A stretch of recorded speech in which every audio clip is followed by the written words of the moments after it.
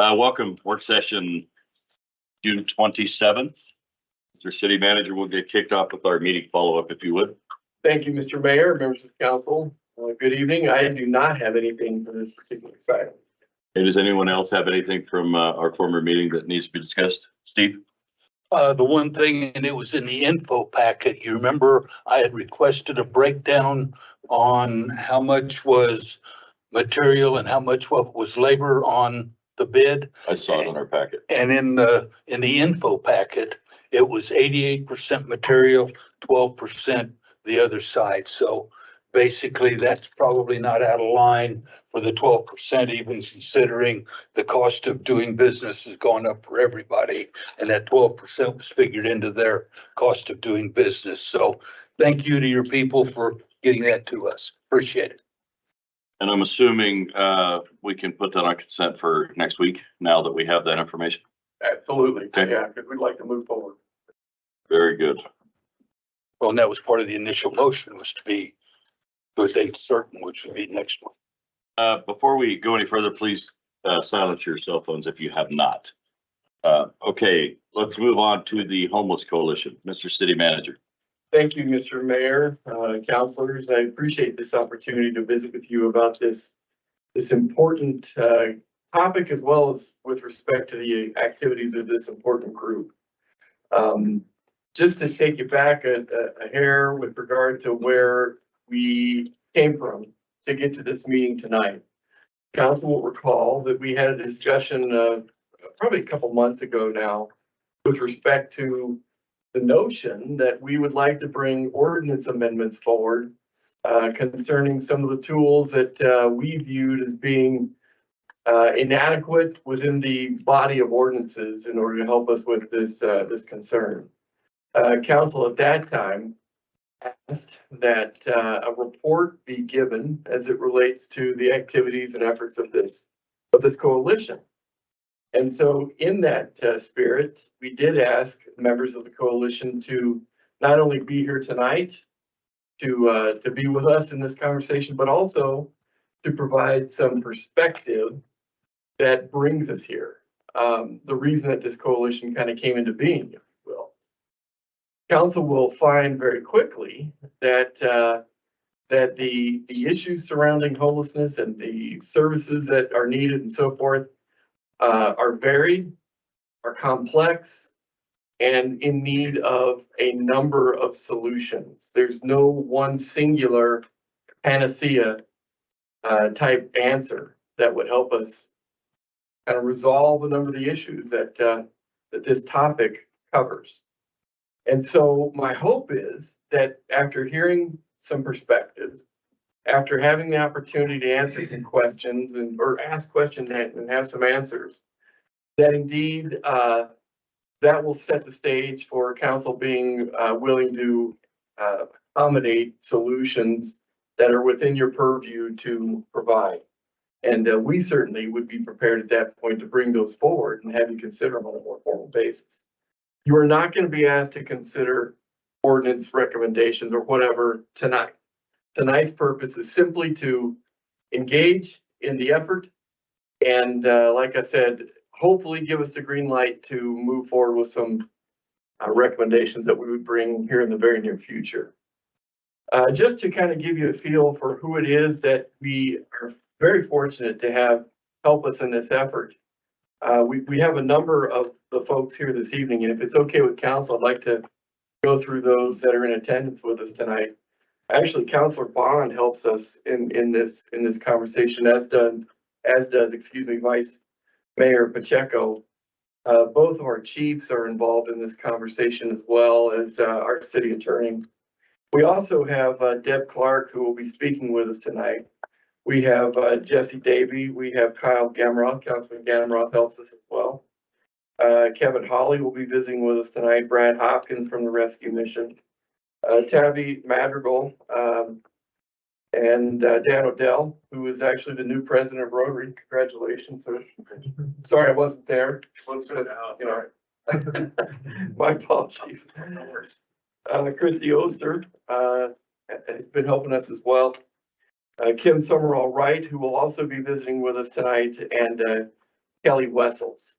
And so as you can see, we've got a wonderful host of support, a wonderful representation from service agencies, from business owners and the like that are at the table trying to help us with this very difficult and complex conversation. And so, Mr. Mayor, if it pleases the council, I'd like to turn the time over to the folks who have been asked to speak to us tonight. Again, that's Ms. Clark, Mr. Holly, and Ms. Summerall Wright. And it's in that order if you'd like. It's totally up to you, but it'd be my opportunity to defer the floor to them. I don't know that the order matters. I would ask the speakers to keep in mind that there are several others to speak on your behalf as well. So if we could not go into hour-long tirades, that would probably be appropriate. So, Mr. City Manager. Why don't we call up Ms. Clark first and we'll go from there.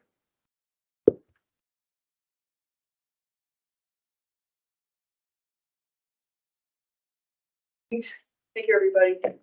Ladies and gentlemen of City Council, thank you for allowing me the opportunity to address you today. My name is Deb Clark.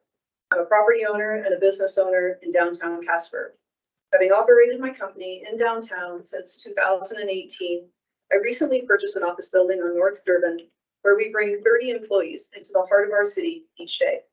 In early 2020, I also joined the board of directors of the Downtown Development Authority. I mention these details to underscore my deep commitment to downtown Casper, its health, and its prosperity. As an advocate for the business community, it is my firm belief in the importance of addressing the issue of homelessness in our city that brings me here today.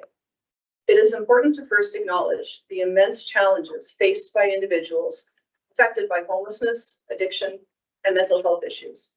As someone whose life has been touched by each of these challenges, I have a compassionate heart for these individuals. And yet, it is precisely because of these experiences in my own life that I am compelled to speak up for our broader community and stand up for the rights of our citizens to a clean, safe, and prosperous environment. Many business owners, including myself, share a growing concern about the increasing number of individuals wandering the streets of downtown Casper on a daily basis. What was once a limited number of familiar faces and known characters has now become a growing presence that poses serious implications for our community.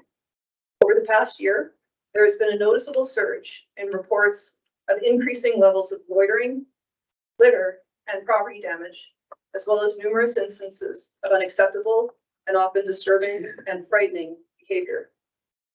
Instances of cities employing homeless relocation programs, where homeless people are bused to other communities, are increasingly common, and where unfortunately Casper has already found itself on the receiving end of these relocations. These troubling trends must not and cannot be ignored, and it is our responsibility to address them with urgency. I must first acknowledge the prevailing belief that the solution to these issues lies in adding more resources and services to take care of the people on the streets and focus on getting them off the streets. These resources can include day centers, soup kitchens, shelters, and addiction counseling centers, to name just a few. However, we cannot turn a blind eye to the lessons learned from other cities across the country who, driven by the best of intentions, have poured money into solving the problems by adding such resources and services, and now find themselves drowning in their aftermath. While not intended to oversimplify the issue, one must only read the headlines to gain an initial understanding of the issue at hand. This is from the Wall Street Journal, June of 2023. California spent $17 billion on homelessness. It's not working. From Denver 7 ABC News in February of 2023. Denver's homeless population continues to grow despite more spending. The Hoover Institute in May of 2023. Despite spending $1.1 billion, San Francisco sees its homeless problems spiral out of control. Como News, April 2023. Seattle spends nearly $1 billion on homelessness, but number of unsheltered grew. I could go on, but I'm sure you understand my point. The problem in these areas is proving to not only persist, but worsen. causing workers, residents, and consumers to flee these impacted areas, further exacerbating the situation. We here in Casper, Wyoming, must not repeat the same measures while somehow expecting different results. Let me again state that it is not a lack of compassion that drives these concerns. Rather, it is a clear acknowledgement of the detrimental impact that increasing homelessness has on our community's well-being. We find ourselves at a turning point, and I am committed to voicing the concerns of the business and consumer community in regard to the challenges that lie ahead. I implore you to consider the words of Teton County Circuit Court Judge James Rada, who told the Casper Star Tribune in November of 2022, when they started requiring homeless people that went to jail to take a bus to Salt Lake City as part of their release orders because, quote, Salt Lake City has more resources down there, end quote. Let the judge's words sink in for a moment. Salt Lake City has more resources down there. If we do not ever want to hear Salt Lake City replaced with Casper in that statement, then we must learn from this and recognize that if we build it, they will come. We must work so that our limited resources are directed towards solutions that deter more homeless individuals from flocking to our community rather than inadvertently welcoming them. We must prioritize the rights of Casper's citizens. I'm referring to those rights, to the rights of those who aspire to start businesses or want to shop downtown or just feel safe as they navigate our streets. We must consider their right to live free from fear, not to mention free from stumbling across individuals using drugs, engaging in illicit activities, or treating our alleys as public restrooms and worse. We must also not disregard the very real concerns of business owners who feel backed into a corner, afraid of what they're seeing happen in their community, yet also afraid to speak out for fear of backlash and being branded as heartless. And we must address this issue before it escalates to a point where citizens feel compelled to arm themselves daily for protection, or where vigilante justice becomes a perceived solution, which does not offer a sustainable solution, but instead fosters an environment of hostility and fear among the very people it is aiming to protect. The Casper Police Department, already maxed out with limited resources, is burdened with responding to every little incident, as it is currently the only means we have to track and address these issues. We cannot rely solely on law enforcement to solve the deep-rooted complexities associated with homelessness, addiction, and mental health. Rather, it is our collective responsibility to take action and do what we can to help alleviate the strain on our already overloaded police force.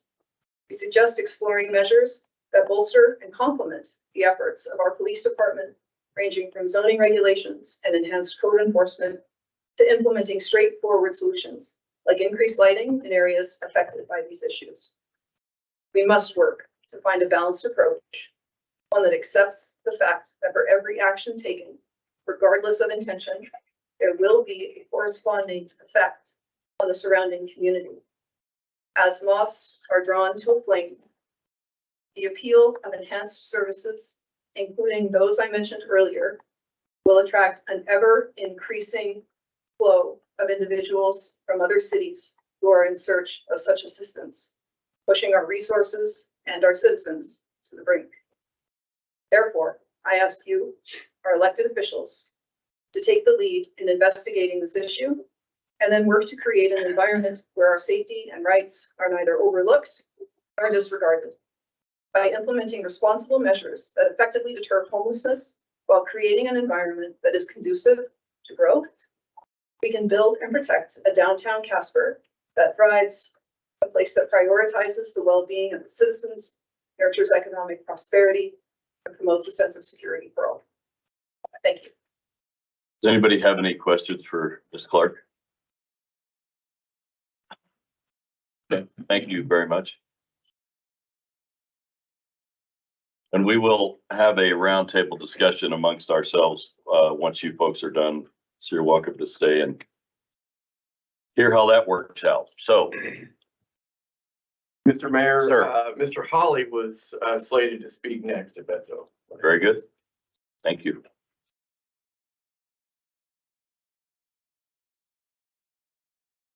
Good afternoon, Kevin Hawley, Executive Director, Downtown Development Authority.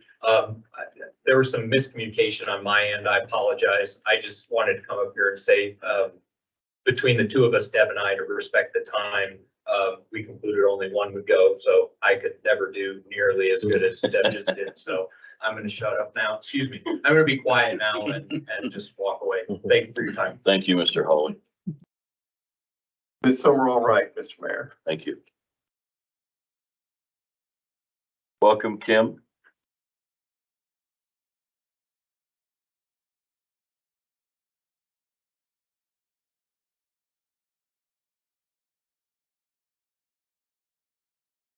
Certainly different in here, isn't it?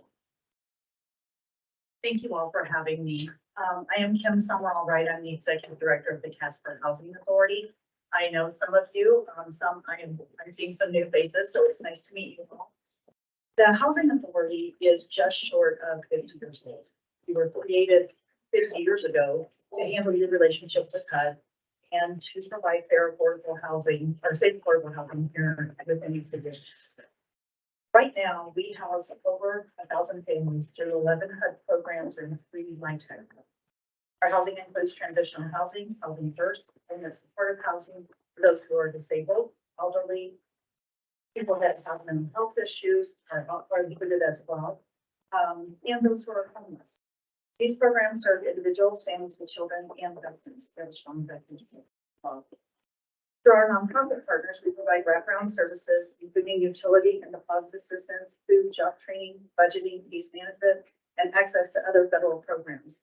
The veterans would be an excellent example. When we say access to other federal programs, we help them access their benefits that they actually deserve and oftentimes do not get.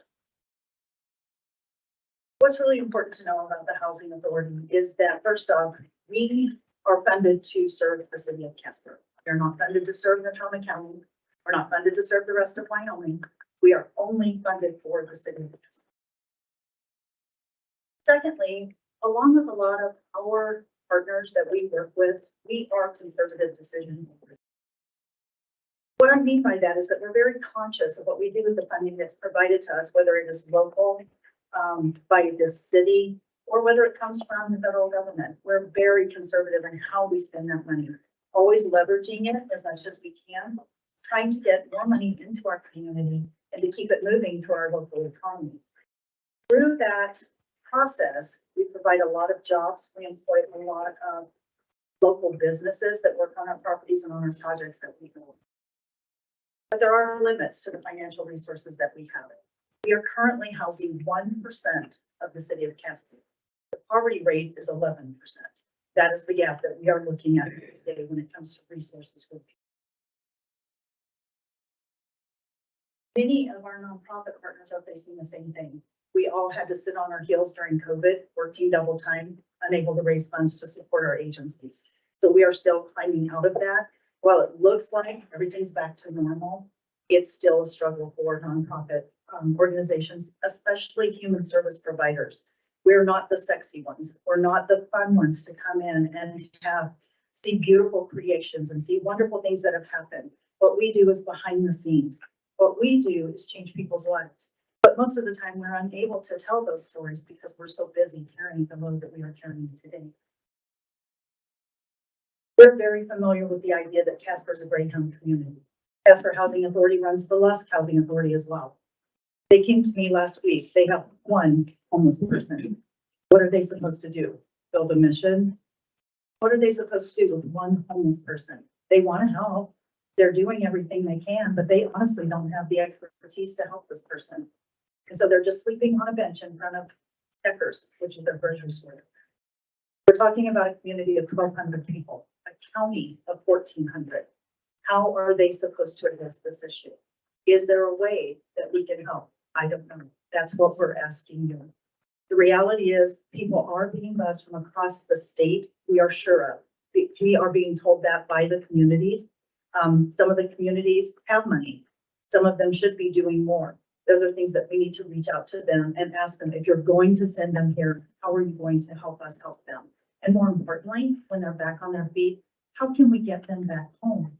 We're not adopting everyone in the state. We have to find a good way to help them get back to their communities and live a healthy life and be contributing members of society. What's really important for you to understand about Casper Housing Authority as well is that we don't receive any state funding. There's no money out there that's coming here, especially not to the Housing Authority, to address this issue. One of the things we've come up with in working with the Homeless Coalition, which is a group of very, very bright people with a lot of good ideas, what we've done is start to sift through the information that we're collecting from other states, from other communities, from other, and things that sound great in Denver don't work in Wyoming. And those of us who work in this field know that. So we're sifting through that and we're trying to figure out what would work here in this community. One of the things that we've identified is a continuum of care.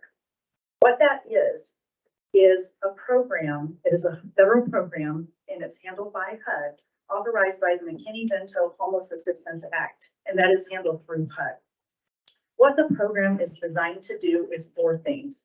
It's to promote community-wide commitment to the goal of ending homelessness. I don't think there's anybody in this community that doesn't want to see that happen.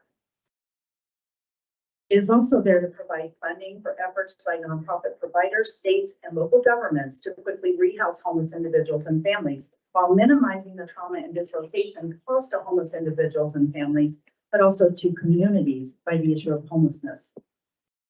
It's to promote access to and effective utilization of mainstream programs by homeless individuals and families.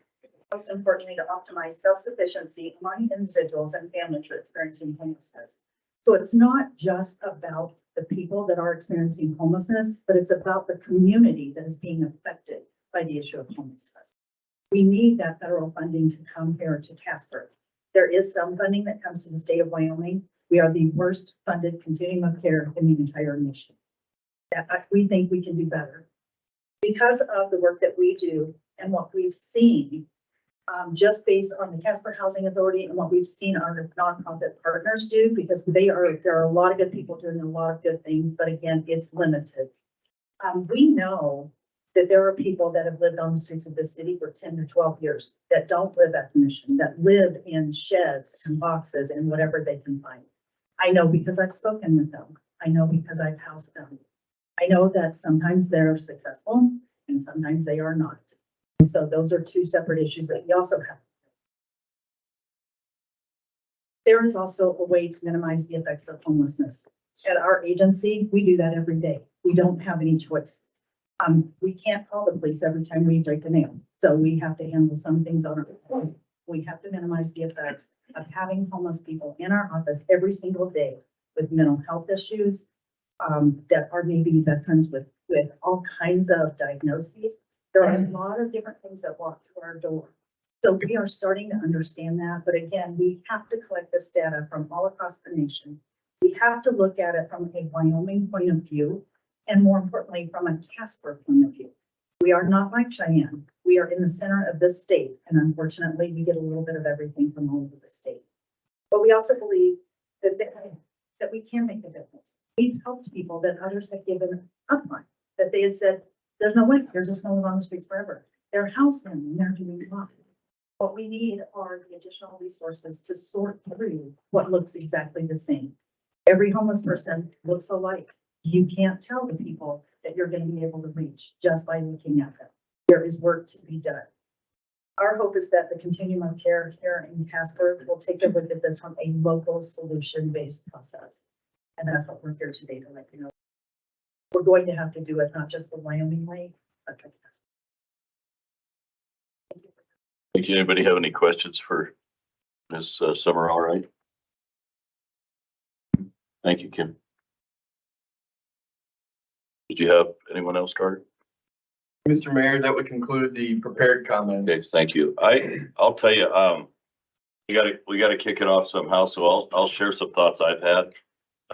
I've had some folks reach out to me. I know when our homeless shelter and our missions first started, their goal was to help folks that are in need like this through not only giving them a bed and shelter, but by giving them programming. And they unfortunately have gotten away from doing that now. And the proof of it is they lock those doors at 7 a.m. Those people are out in our community until 5 p.m. when the doors are open again. They're no longer in programming all day long. That's the strain that we're feeling in our city, is having homeless people out and about for 10 hours a day unsupervised. And that's where I see the problem. I think we need to get back to programming. It's just like every other human being that lives in this town, that they have to go to work and work a job to make money in order to have a home to come home to. Well, if we're going to supply beds for these folks, then they should be either be in programming or we should have them doing something. I just think the way it's doing is broken. I don't think it's working. And I'm worried about getting more federal money, like Ms. Summerall Wright mentioned, because the more money you have, the more resources you provide, the more people are going to keep coming. I'm not heartless. My wife has an office downtown. She has to lock the door from the inside now when she's there working, because the homeless people will not stop coming in her office, raiding her candy dish. She can't get them to leave. So and there's just her and another woman in there. It's not a good situation. When I'm there, they don't come in there, but I can't always be there. And so, and that's just in our perspective, from my wife's perspective at her office. And it's going to get worse until we figure it out. I do think there are some solutions that are going to be available. There's a homeless coalition. In fact, I'm attending my first meeting tomorrow, and hopefully we have some solutions and can get a grip on this. But I don't want to be the heartless guy, but I don't want this to be a homeless destination either. It's not good for our community. I understand they have rights. So do the people that built this town, that live here and work here and raise their children here every day.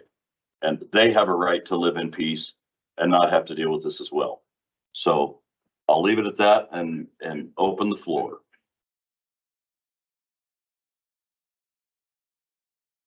Ma'am, Thank you. I got you. Thank you. Thank you for coming to speak tonight.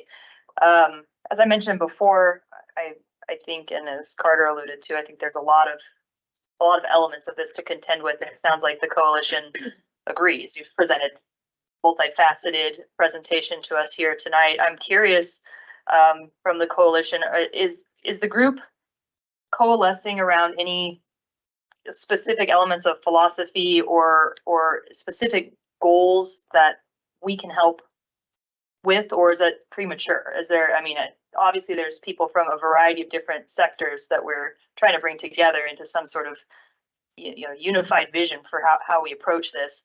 And I think we want that too. And that's why we put it in our goals. And that's why we've, been participating with the coalition. I'm curious to know from the coalition, after, the meetings that have happened so far, are there central ideas that have come about that you feel like can kind of anchor us in this effort going forward? Who are you speaking to? The coalition. Is there anybody that would care to answer that question? Ray can go. Please. My perspective is, and the coalition can agree, I don't believe so. I believe that we're still on the track of trying to figure out what the purpose is, how we get there. There is a, I think, a level of we need this, but I don't think anybody's coming around a focus of what do we need to do. There's lots of ideas, continuum of care, there's housing, how do we do those things? So there's a lot of that going on, but I don't believe there's a specific philosophy that's being around. I've heard, from my perspective, well, we can arrest our way out of it from that level all the way to let's go all the way soft to social services. And I think that we need to figure out how to get to here instead of here. That's my belief. When we talked about this in our leadership meeting before council, and you'll have to forgive me, Ray, but I'd ask you to talk about that acronym. I think it was MET or. Well, I think what also happens too, and I talk a little bit about, there's three things that really hit when we look at community engagement and community work. And it's defined as MET, which is money, ego, and turf. And so for us to be able to break those barriers down and for us to communicate and collaborate in an effective manner, we have to break down money, ego, and turf and figure out what's the best solution for the community. And sometimes that means compromise, and that means how do we get from point A to point B. And sometimes my vision of what I think it's going to be may not be it. And if that happens, it's okay. And so that means then I take my ego and I stick it under my seat for the betterment of my community. And I think that that's really kind of our level of where we need to be at as a community. And I get the business owners 100%. I've been down there. My office is down there. I'm literally 2 blocks away from the rescue mission. I walk by every day homeless people, wonderful homeless people that are caring and understanding, who are invisible people. And I think that it's incredibly important for us to understand that their humanity. And I think comparing them to moths coming to light is dehumanizing them. We have to get away from that. And I know that's probably not done on purpose, but that dehumanizes them when we say they're like moths coming to light. They're human beings created in the image of God. So how do we figure that out? So we need to get rid of our ego. Well said. And in fairness, I've never made any bones that I'm a Christian man. Everybody knows it. And I know darn well if Jesus was here right now, he'd be gathering up and he'd be feeding them. That's what he did. And I'm not saying we shouldn't do that. What I am saying is it's getting worse and we finally have to do something about it. We can't ignore it anymore. It's not going to go away. We certainly are not going to be able to arrest our way out of it. And like Ray said, on the other end, I don't know that social services are going to clear up the entire problem either. You know, there's mental illness going on, there's substance abuse going on. I'm not saying in every one of them, but we have such a vast array of different things coming into the homeless specter. And on top of that, what about the guy that just lost a job, can't afford to feed his family, and they're living in their car? I mean, we have every end of the spectrum here. So we as a community, what do we do?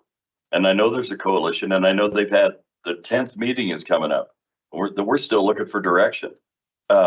It's time to get off the pot and get something in motion. And if that means that this group, as the elected leadership of this city, does that, so be it. I'm happy to take that charge. The question is, for this council, what does that look like? How do we do it? I understand there has to be a certain level of compassion, but I also understand there has to be a certain level of hardline here. I can tell you if I quit going to work every day and I don't have a paycheck, they're going to take my house if I don't pay for it. So my ideology behind it is, let's put them to work somehow, whether it's through programming, whether it's through education. What does that look like? I don't know, but we're talking about all these resources we have. So, you know, even in prison, they have to stamp license plates. They have to work for the bed they're in there. So why are these people getting that pass where they're not having to do that? I don't know, but that needs to change. Oh, you can be homeless, but in Casper, you have to go to work. I'm not going there. Maybe that's what it takes. I don't know. Carter. Thank you, Mr. Mayor. I think that from the perspective of having served with this group as well and sat through a number of the discussions and heard a number of the concerns and whatnot, I think that this group needs to know that indeed the variety of solutions that are needed to be brought to the table are being given the green light to do so. Without a doubt, I can tell you 3 ordinances that I'd like to see changed a little more effectively, not the least of which would include some of the camping language that we have in the body of code, not the least of which would include what we do with abandoned properties that are privately owned that are becoming flop houses and so on. The list goes on. And if this group is open to hear that one segment, and it's just one segment, to deal with these kinds of concerns, that would be helpful for me to understand. And we've talked about a couple others as well. One of the speakers addressed transportation and some of the issues surrounding getting folks back to their families and so forth, or back to networks that can help them get the lift that they need. We need to evaluate those kind of discussions as well. We've talked about gaps in some of the social services that we have right now. Certainly one of them is the continuum of care that is not functioning like it should. We are lucky to have the Veterans Administration be with us as well in our conversations, and they've got ideas as it relates to dealing with veterans. It probably wouldn't surprise you to know the high percentage of these folks who are veterans who have served our country. We're talking about opioid funding here soon. One of our members of this coalition helped us put the RFP together that we are now prepared to visit with leadership about. There's a number of things in the queue. We just need the green light, the traction, the support to try to pursue a number of these ideas, because it will take a whole host of ideas and concepts and things moving forward in order to address the complexity that homelessness brings to any community, Casper notwithstanding. Thank you. Brandy? You said that Brad was here from the mission. He is. Would you be willing to come and explain what services the mission does currently offer for the homeless that you are supporting?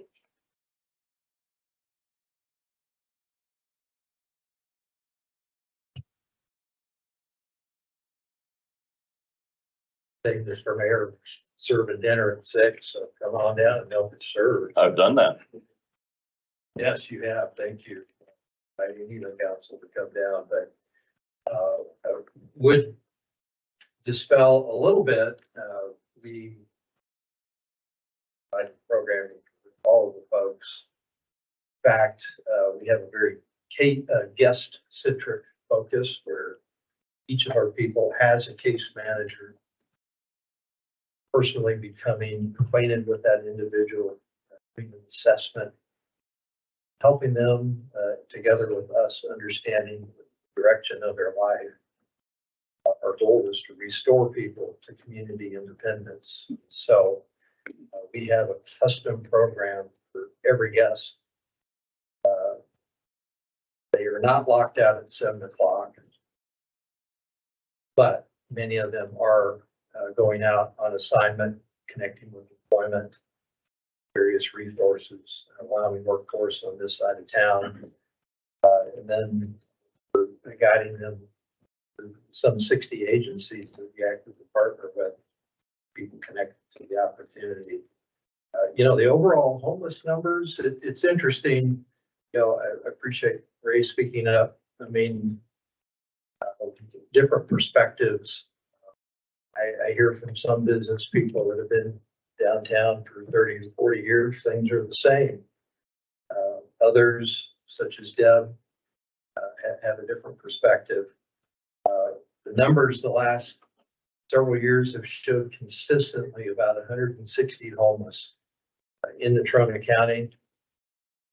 Now, the one piece that it doesn't account for are the soft homeless, your couch surfing.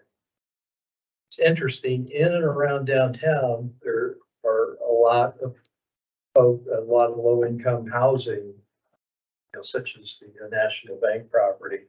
Really, the number one provider are friends and family for those that are struggling. So our folks have a program. Long answer.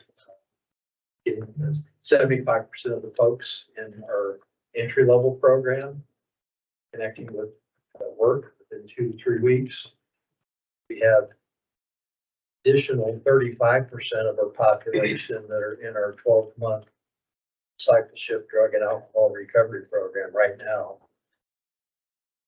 Overall census is 125 people staying rescue mission. We were founded, we've been here for 45 years serving by a collection of churches.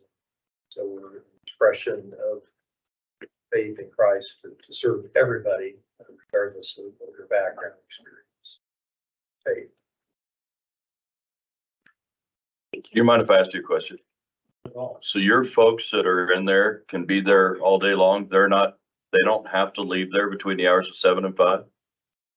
It depends on their unique need and assignment that they said that they will work on with their case manager.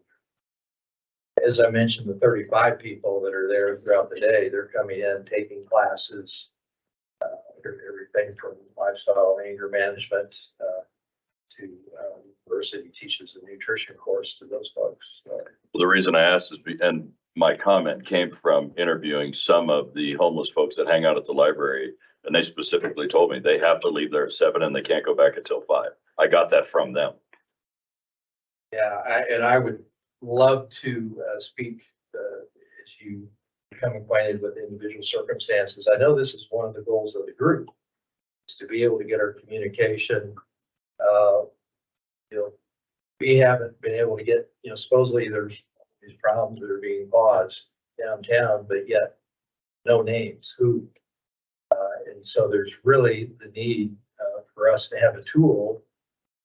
Who we're talking about. I think Kim's got a great idea with this coalition and some of the funding that could happen around that, but I'm certainly happy to address individual situations that you're aware of. And we do have some folks that, listen, it's tough, about 5% that don't want to do anything. So that could be some of the malcontentedness that you're hearing from certain individuals, where we're trying to balance love and compassion and opportunity, but hey, we're not going to facilitate very, very poor choices and not taking any direction on your part to move forward. Fair enough. I appreciate you coming down. Thank you. Amber. Thank you. That's helpful direction, Carla. I think that's what I was trying to get at is sort of how do we move from here? We've got this group that's dedicating all of this time to having these conversations, which I think is really critical for us, because I agree with Deb.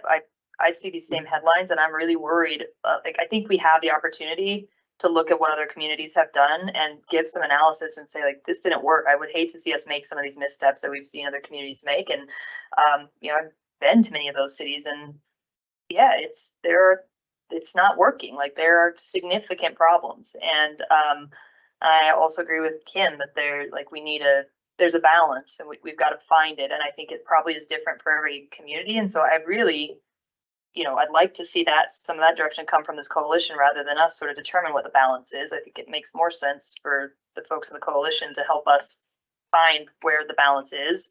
I feel a little bit better if I know we've got some ordinances, and I expressed last time that, I hate to start our initiative just with ordinance changes and not have it coupled with something else. I'm very pleased to hear about the continuum of care effort. To me, that's a more holistic approach if we've got multiple areas of this working at one time. And so, from my standpoint, I think there's already some work underway to examine the ordinances, and, seeing those things come across our desk is not going to give me any heartburn if that is in alignment with what the coalition has identified and some direction that you're providing to us.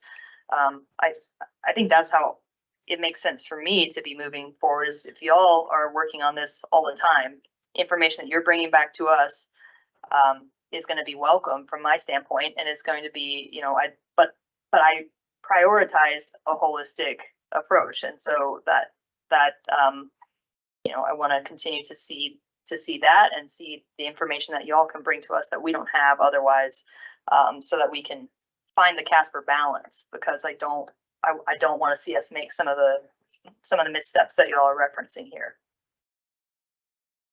Okay. Thanks. I feel obligated to speak since I'm one of our liaisons to this council. Feel unprepared to speak because it's such a broad, complex topic. Thank you so much for Deb coming to speak, getting the business owner's perspective, Kevin for backing her up. And then Kim for speaking from the Housing Authority. Totally agree, it needs to be a balanced approach. There are legitimate concerns, downtown business owners. In addition to serving on the Downtown Development Authority Board, chair of the Old Yellowstone District Board, and I've also attended several Downtown Casper Business Association meetings. There is a lot of concern, I would say it's the majority opinion of downtown merchants, that the problem is getting worse. They're having to change the way that they conduct business, increasing security, walking people out at the end of the night, having to manage, gas getting siphoned from vehicles, trash cans getting rummaged through, people trying to camp in businesses overnight, so they're having to sweep their businesses to make sure that nobody's in the building and hiding out. And so I totally empathize with the downtown merchants.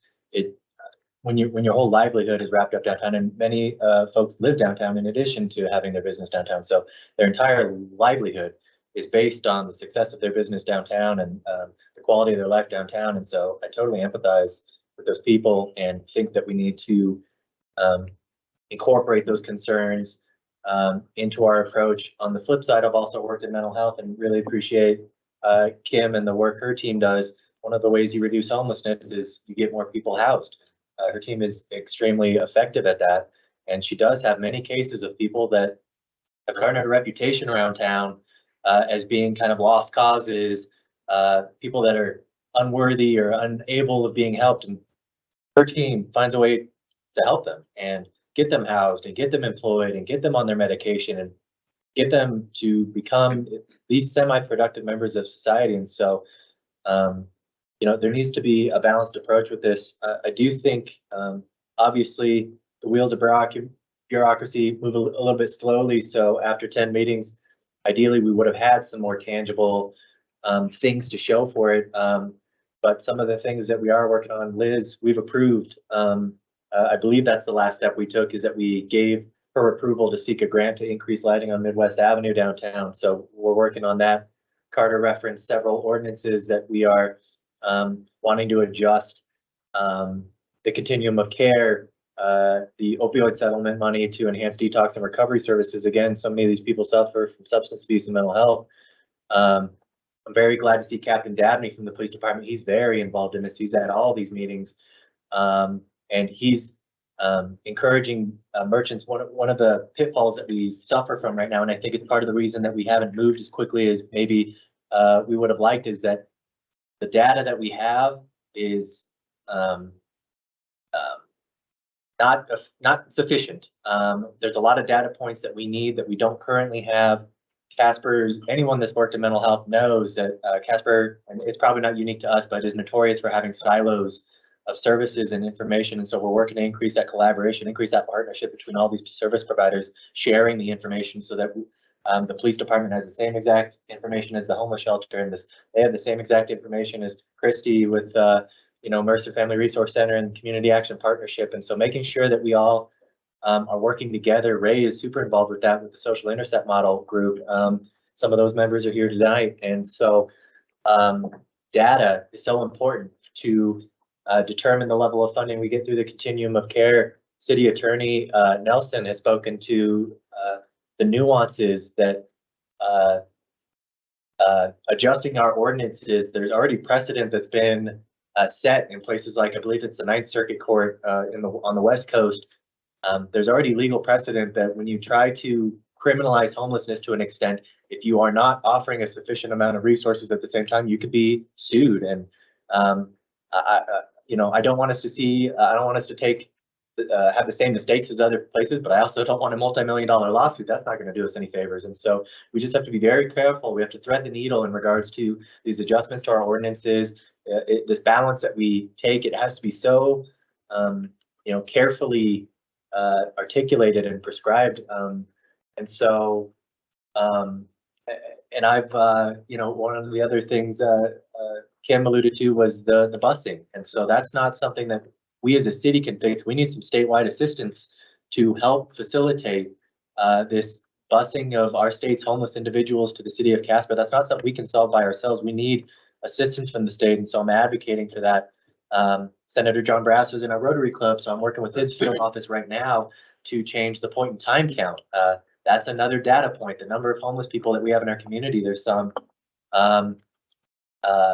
debate about what that number is. And the consensus seems to be that we could get more accurate counts if we weren't doing our point in time count in the middle of January, which is a terrible time to be trying to collect that information here in Casper. And so working with Senator Barrasso's field office to see if there's any sort of leeway, any sort of flexibility to when we can do that point in time count. So, you know, I wish, I feel intimidated. There's so much expertise in the room. There's so many people that are on the front lines tackling this issue in whatever way they can on a day-to-day basis. I feel completely, you know, I don't feel like I should be the one speaking to this, but we obviously can't hear from everyone. But just reinforcing this perspective that it needs to be a balanced approach. We need to take into account the concerns and the frustrations of the downtown merchants, and we need to take into account kind of the evidence that's already out there in regards to how you solve the problem. And so, yeah, I don't know if we're going to have any like tangible things that we can act on out of this meeting, but it sounds like, Carter, hopefully after this meeting, we can at least have a couple ordinances. You know, that's something that we can immediately address. I understand Councilor Pollack's concern about not taking strictly the enforcement avenue and having a holistic approach, but you gotta eat an elephant one bite at a time. And so if there's little things that we can be doing to build upon that momentum and you know, keep moving forward, as opposed to, I don't want us to get lost in the weeds and just drop the ball and just stop working on this issue, because I think that's been done in this community before. It's so complicated. It's such a large issue to grapple with that people get spooked by it and they just, you know, don't want to act. But if there's little things that we can be doing, it's going to be incremental. We're not going to be able to solve the nation's homeless problem. Nationwide, homelessness is increasing significantly. And so part of that is, you know, a reality that we're just going to have to grapple with. There's so many economic and societal pressures that are completely outside the realm of our control. There's only so much we can do. I'll end my tangent there. But again, just felt a little bit of obligation because I'm in all these meetings and because I hear so many good points being made by all the people present. It's just hard to package that all up and present it in a way that's easily digestible for us in a 30-40 minute discussion. Thank you. I got some more folks that want to talk, but keep in mind, this very council has been a huge proponent of our downtown area and the amount of money that's been put into the downtown to make it vibrant, to make it accessible, to make people want to come to it. David Street Station, private money, the Nolan Project, Blacktooth Brewery, all that stuff. They're building $1 million condominiums there. The Gaslight Social on that end, Yellowstone District, all the way down to new businesses like Amber's coming in. You know, the downtown is rather vibrant and it's a wonderful place to do business. So I think the goal of this council is to get it cleaned up and to keep it vibrant. We've just got to figure out how we're going to get there. So, and I think everybody in the room is on that night. Liz, I know you and Liz Becker and Barb in your office have been very instrumental in doing this. And so your work is appreciated. It's just going to take a village, and we have enough people, I think, and enough bright minds to get there. So, Mr. Cathy. Thank you, Mr. Mayor. The one thing that I do want to bring up, and I made this statement 6 years ago or so when I was on council, is, and Ms. Clark brought it up as well, is I have heard a couple of people here mention money. And we can't just keep throwing money at these problems as the West Coast has done, which you so aptly pointed out, that San Francisco, Seattle, I was in Portland a week and a half ago, staying downtown there in a hotel that was on the upper end. And some of the people were going out for breakfast and some of those types of things. And there was concern there about their safety and what they could do.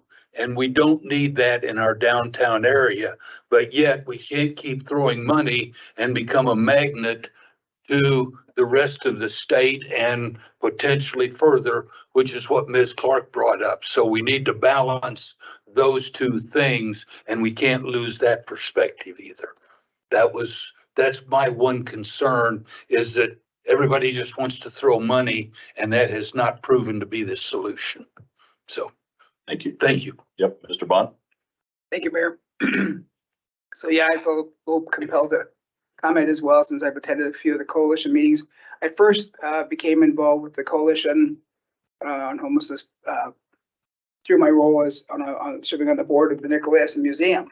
We have somewhat of a concern at the museum with homeless individuals congregating, again, kind of engaging in less than socially appropriate behavior. So, but what I've realized just in the time that the meetings, the couple meetings that I've been able to attend of the coalition, is that it is, as we've all said, it's a horribly complex issue, number one. And I think that kind of points to the reason it's taken 10 months. It's just this multifaceted issue that, fortunately though, I think the good news is that we can learn from the mistakes of other metropolitan areas. We can learn from what's worked in those metropolitan areas. And I think part of that balance is, as a number of us have mentioned, has to do with, it's a balance. It's going to take all of that, kind of what one article that I read referred to as compassionate enforcement. But there's enforcement. We have strong ordinances with some teeth that allow for enforcement and help to mitigate the problems. But on the other hand, we also have that continuum of care that also provides those same things. So I think my best advice to the coalition, and that I would be willing to participate in doing this, but is to kind of find those nuggets of promising practices, if you will, that are working, what the mistakes, getting some understanding around the coalition members around what has not worked, avoid those pitfalls, and perhaps breaking into some work groups, identifying 2 or 3 high priority, high impact strategies, like ordinances, like continuum of care, like housing, and start to work on those 2 or 3 notions or goals, very specifically those 2 or 3 priorities, and then come back to the council with some specific recommendations. It's not all about throwing money at things. There's some of that would be needed probably, but there's also, as I mentioned, the need for ordinance, perhaps revisions to ordinances, some adjustments in coming to some understanding around shared philosophy, coming around an understanding of the continuum of services and what each, Kyle referenced the siloing that happens in Casper. And having been here for 40 years, I've seen that very, very, very clearly. But it's not insurmountable. And I think that we can get to a point where we understand what services are available as a coalition and come forward with some recommendations. Thank you. Thanks, Mayor. I'll try to make this one quick. You're fine. I wanted to speak to Councilor Kathy's comment about throwing money at the situation. I believe Deb mentioned it as well. And she provided some great evidence, some great headlines about the fact that it takes more than just money to solve this problem. But Councilor Bond alluded to this a little bit too. It does take money to provide case management and street outreach. It does. Kim and the work that her team does could not do that work without money. And so that's how you get people off the streets. Brad, feel free to shout out from the pew if I am misrepresenting the information, but I thought your team had shared information in our coalition about the fact that I think it was 60 to 65% of the folks that you see at the mission are from Natrona County. Correct. 25% from the state of Wyoming, and then the rest, maybe 10-15% from out of the state. So these are our neighbors. These are people that live here in our community. They're not, there is a small portion of people that are coming from out of state, but and there's a larger portion coming from within our state. Again, we need to tackle that at a statewide level, but for the most part, the majority of these people are our neighbors. They live in this community. They can't be bussed away elsewhere, away from their home and family supports. They need to be helped here. A portion of them, 5% or so, just They are not in a time or place where they can be helped at this moment, but Kim has so many great case studies of people that can be helped.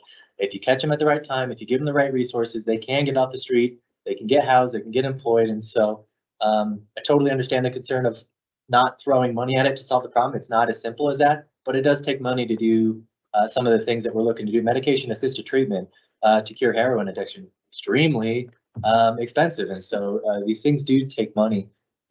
I thought I overheard that you were maybe given the opportunity to the city attorney to speak. I will be, yes.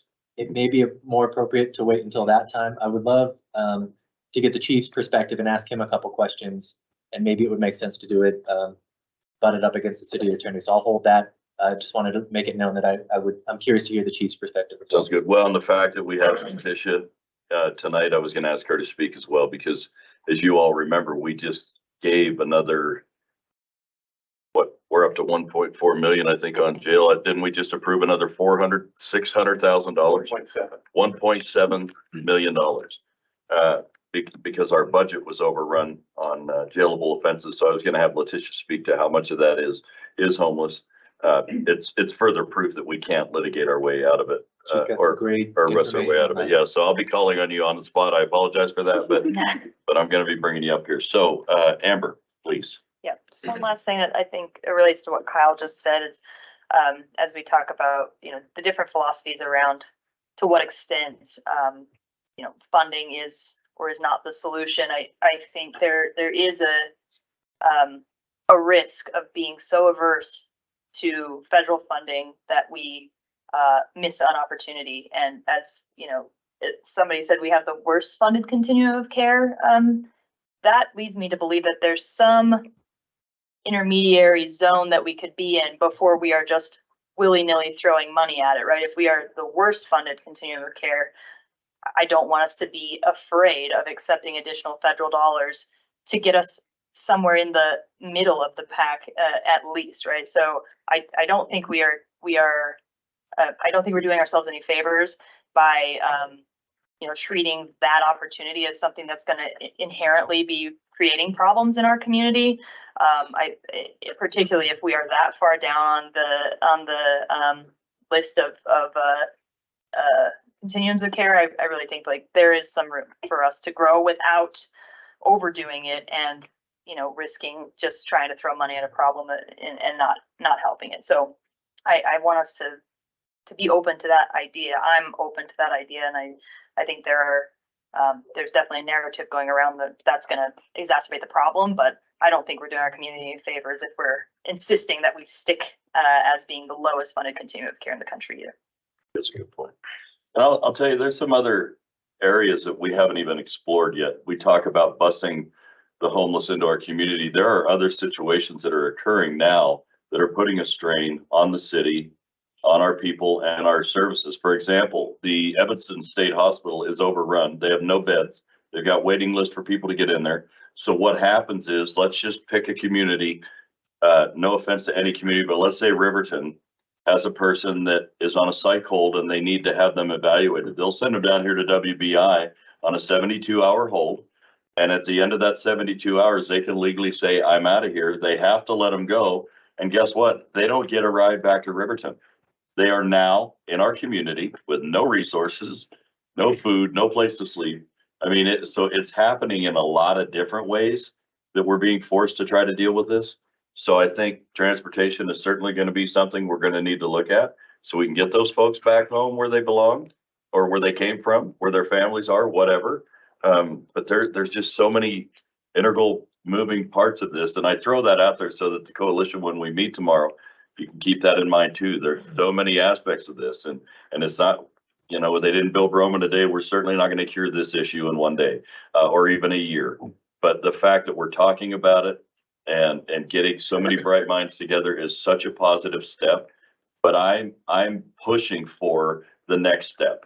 We've been talking about it long enough. Now it's time to come with some solution-based, hard things that we can start implementing in order to start helping with the problem. Mr. Nelson. Thank you, Mayor, councilors. I'll try to be brief. I think collectively, a lot of the points I was going to make have already been made, which is a great thing. Let me just start off by acknowledging, I think this is a very complex issue from another number of aspects, not the least of which is from the legal aspect of potential ordinance or law changes. And I've spoken previously about some of the pitfalls if we rush headlong into enacting changes. The Constitution is very clear that, we cannot outlaw homelessness. And so when we're talking about changes, we're really talking about regulating the activities that are occurring in our downtown area and elsewhere. And really at the root of it, even though many of these folks may be homeless, it's the activity that is really violating the law. So we have to kind of thread that needle to not, be construed as trying to outlaw homelessness. That being said, we've certainly identified a number of areas where, in fairly short order, we could bring some proposed ordinance changes to you. But the case law is equally clear that we need to be working on the other side of the coin, and that is, with services. And before we can even ascertain what those services are that are required, we need to collect the data. And so that's what we're doing. I think the point in time count that we've talked about, I think most would agree that it probably undercounts the number of homeless in our community. It's probably not adequate. I'm trying to get harder numbers in terms of where all of these folks are coming from.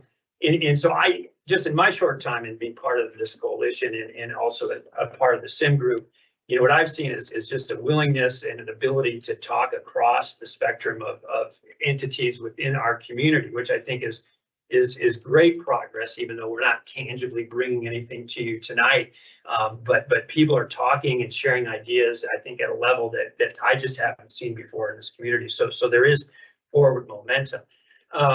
The other thing that I've been working on kind of separately, but yet related, and Ms. Clark mentioned this, and that is code enforcement. I think there's a lot of opportunities through our code enforcement. We've identified abandoned properties throughout the community that, people are squatting on. So is there a way that we can address that, in a means other than the police being the front line? And I think that there is. But again, whether we're talking about services or enforcement or code enforcement, it does come down to, do we have the resources? I mean, if we identify an abandoned building where we've got homeless squatting, we can move them out, but they may come back unless we condemn the building and potentially raise it. And there's going to be some costs associated with that. So I think getting direction from council in terms of, is that something we want to continue to explore? Kind of what is your appetite? I think would be, absolutely helpful. And, and I guess, and I think I've heard it, but we wanted to start making some tangible progress. So I think at this point, just to be clear, what I'm hearing is now is the time for us to kind of put pen to paper and be prepared in the near future to come back with some specific ordinance proposals. So with that understanding, that's certainly what I'll work on. But I do think that we have made incredible progress. So I'm certainly happy to answer any questions that anyone. Just specifically to what Eric is saying, this body can do ordinances, and that's basically what we're going to be able to do. So the recommendations that are going to come back from the coalition, from Carter, from Eric, even from the chief, is going to be ordinances. That's going to be the one aspect. We've all hit that drum a million times. If we don't deal with the social issue behind that, it means nothing. So this body will deal with the ordinances. We'll do that. We'll deal with those issues. But there's going to be a whole nother side of it that needs to be done. And that's the nonprofits that are working in this community that are holding their ground in some of the turf that they don't want to work with everybody. You're struggling with that, get over it and start working with them. I think that's going to be critical. And I'm coming hard on that. That's my social worker side. But it's also the person that has spent 20 years working in this community with those that are at risk, whether it's youth or adults or people with mental and behavioral health issues. So if you're committed to it, then you start looking at if you have any hurt feelings about working with other groups and other nonprofits, then you get over that real quick.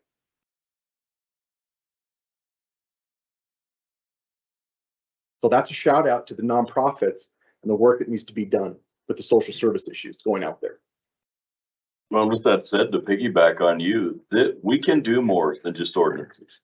We can take a leadership role as the elected leaders in this community, and we can start pushing this forward. And those nonprofits get a lot of funding from this city. They get a lot of funding from this council. And if you don't want to work with the other nonprofits to help with this problem, then say goodbye to your funding. It's pretty simple. We're here to take care of our people and our problems. And if you don't want to be part of that, then I guess you don't need our funding. That's how it works. So I hate to put it that way, but literally that's the way it is. Somebody's got to take the lead here. And if that means that that's what this council will do, so be it. It's time. And I think we've got enough smart people in the room. I've said it before. We should be moving forward on this, and I think it's time to do that. If I just want a Please. quick follow-up. So we did reach out to some other counties, and I can tell you that, folks are coming to our community for service. It's not that, perhaps they're being forcibly bused, but I think by and large, what I've heard is nonprofits, well-meaning nonprofits in smaller communities are giving folks bus tickets. They're coming to Casper. I know, having handled the Title 25 and voluntary hearings for 5 years, that, WBI is the hub. And so Casper and Natrona County does shoulder a disproportionate burden of helping a lot of folks from, Fremont County, Converse County, Carbon County.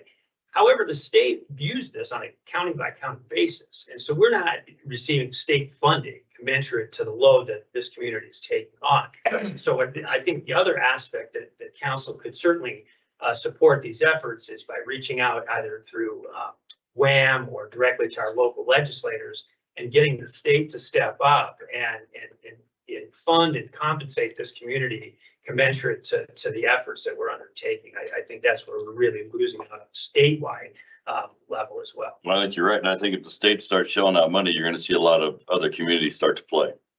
You know what I mean? So, and if I'm correct, Carter, you can correct me, but I believe we have over $500 million sitting in the bank on the state level, just in a savings account somewhere, not counting all the other money that's available. So it is time to get on our legislatures to start getting some of that money rolling. And you're going to help, you're going to see some relief on our level, because once the state's rolling out that money, there will be other counties going after that money.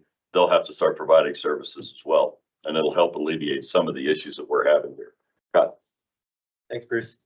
Wanted to make a couple points. I totally agree with you that this council has the opportunity to take a leadership role, and I think you just highlighted what one of those opportunities is. I would totally agree with the city attorney that Casper is in a position where we are having to provide a disproportionate amount of services compared to the population that we have. WBI is one of 2 psych institutions in the state.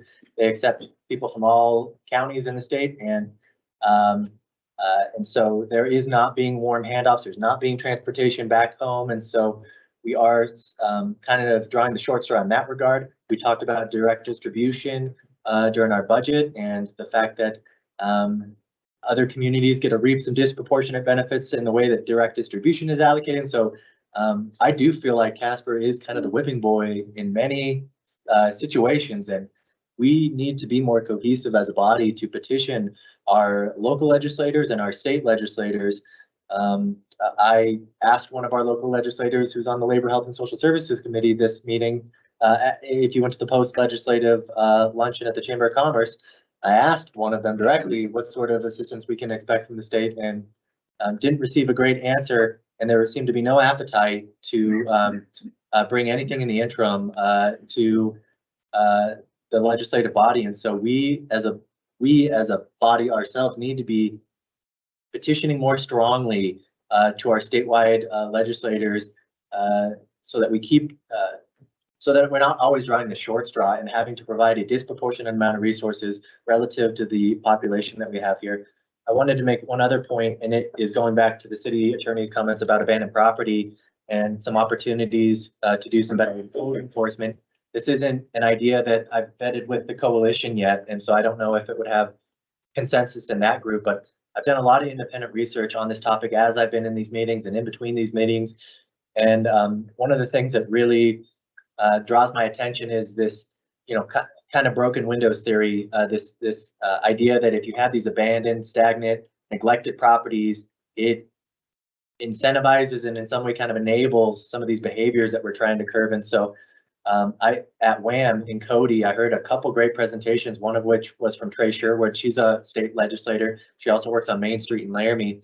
And they are really strong in the idea of buying dilapidated, abandoned properties and either developing themselves. They have a great successful case study of Big Hollow Food Co-op, where they have a grocery store essentially on the bottom floor and they have residential housing above. But this idea that if you can, I think there's opportunity through Advanced Casper, through maybe the Economic Joint Development Powers Board. If we could have Councilor Pollock, I think you're our liaison to that. So maybe you could work some angles on that. We've discussed it in our strategic planning on the DDA about this idea that if we can buy and either develop or resell, level it and resell these properties, that could help foster economic development. And I think I would love to see more of our economic development funding going towards building up and supporting our small businesses here in our community. And I think there's some opportunities here we could take advantage of, as opposed to just recruiting more businesses. I would love to see if we can use some of the resources we're already delving out to, take more out of the box approach to addressing some of these issues we have. There's so many buildings that to bring them up to code takes a tremendous amount of resources that no private developer, sane ones at least, are going to make that sort of expenditure on their own, because they're never going to see an ROI. So I would love to see some of this economic development funding go towards either clearing those, like demolishing those buildings and just putting that plot up for sale so that somebody can actually do something with it, or otherwise addressing these dilapidated, abandoned properties. We have a lot of areas of this town that my entire tenure here as a resident, 34 years, they've looked the same and nobody's done anything with them. And so I think there's some opportunities there that maybe haven't been considered in the past, that this group, while taking this leadership role, should help foster some of that communication, some of that, discussion. Thanks. Well, to piggyback you, we could very easily get into an ordinance situation where we have these abandoned properties that are open to the squatting, where they can be condemned and they can be destroyed and leveled and that property sold off. We have the power on this council to condemn, to put the teeth into it and have those properties condemned.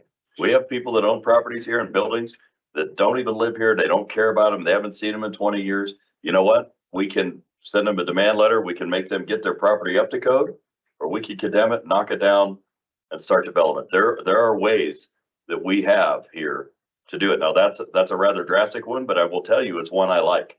If we have people in our community not taking care of this stuff, then we'll just take care of it for you. It's pretty damn simple. And I think we have the power to do that. I think that's where it starts. That's how you start holding people accountable.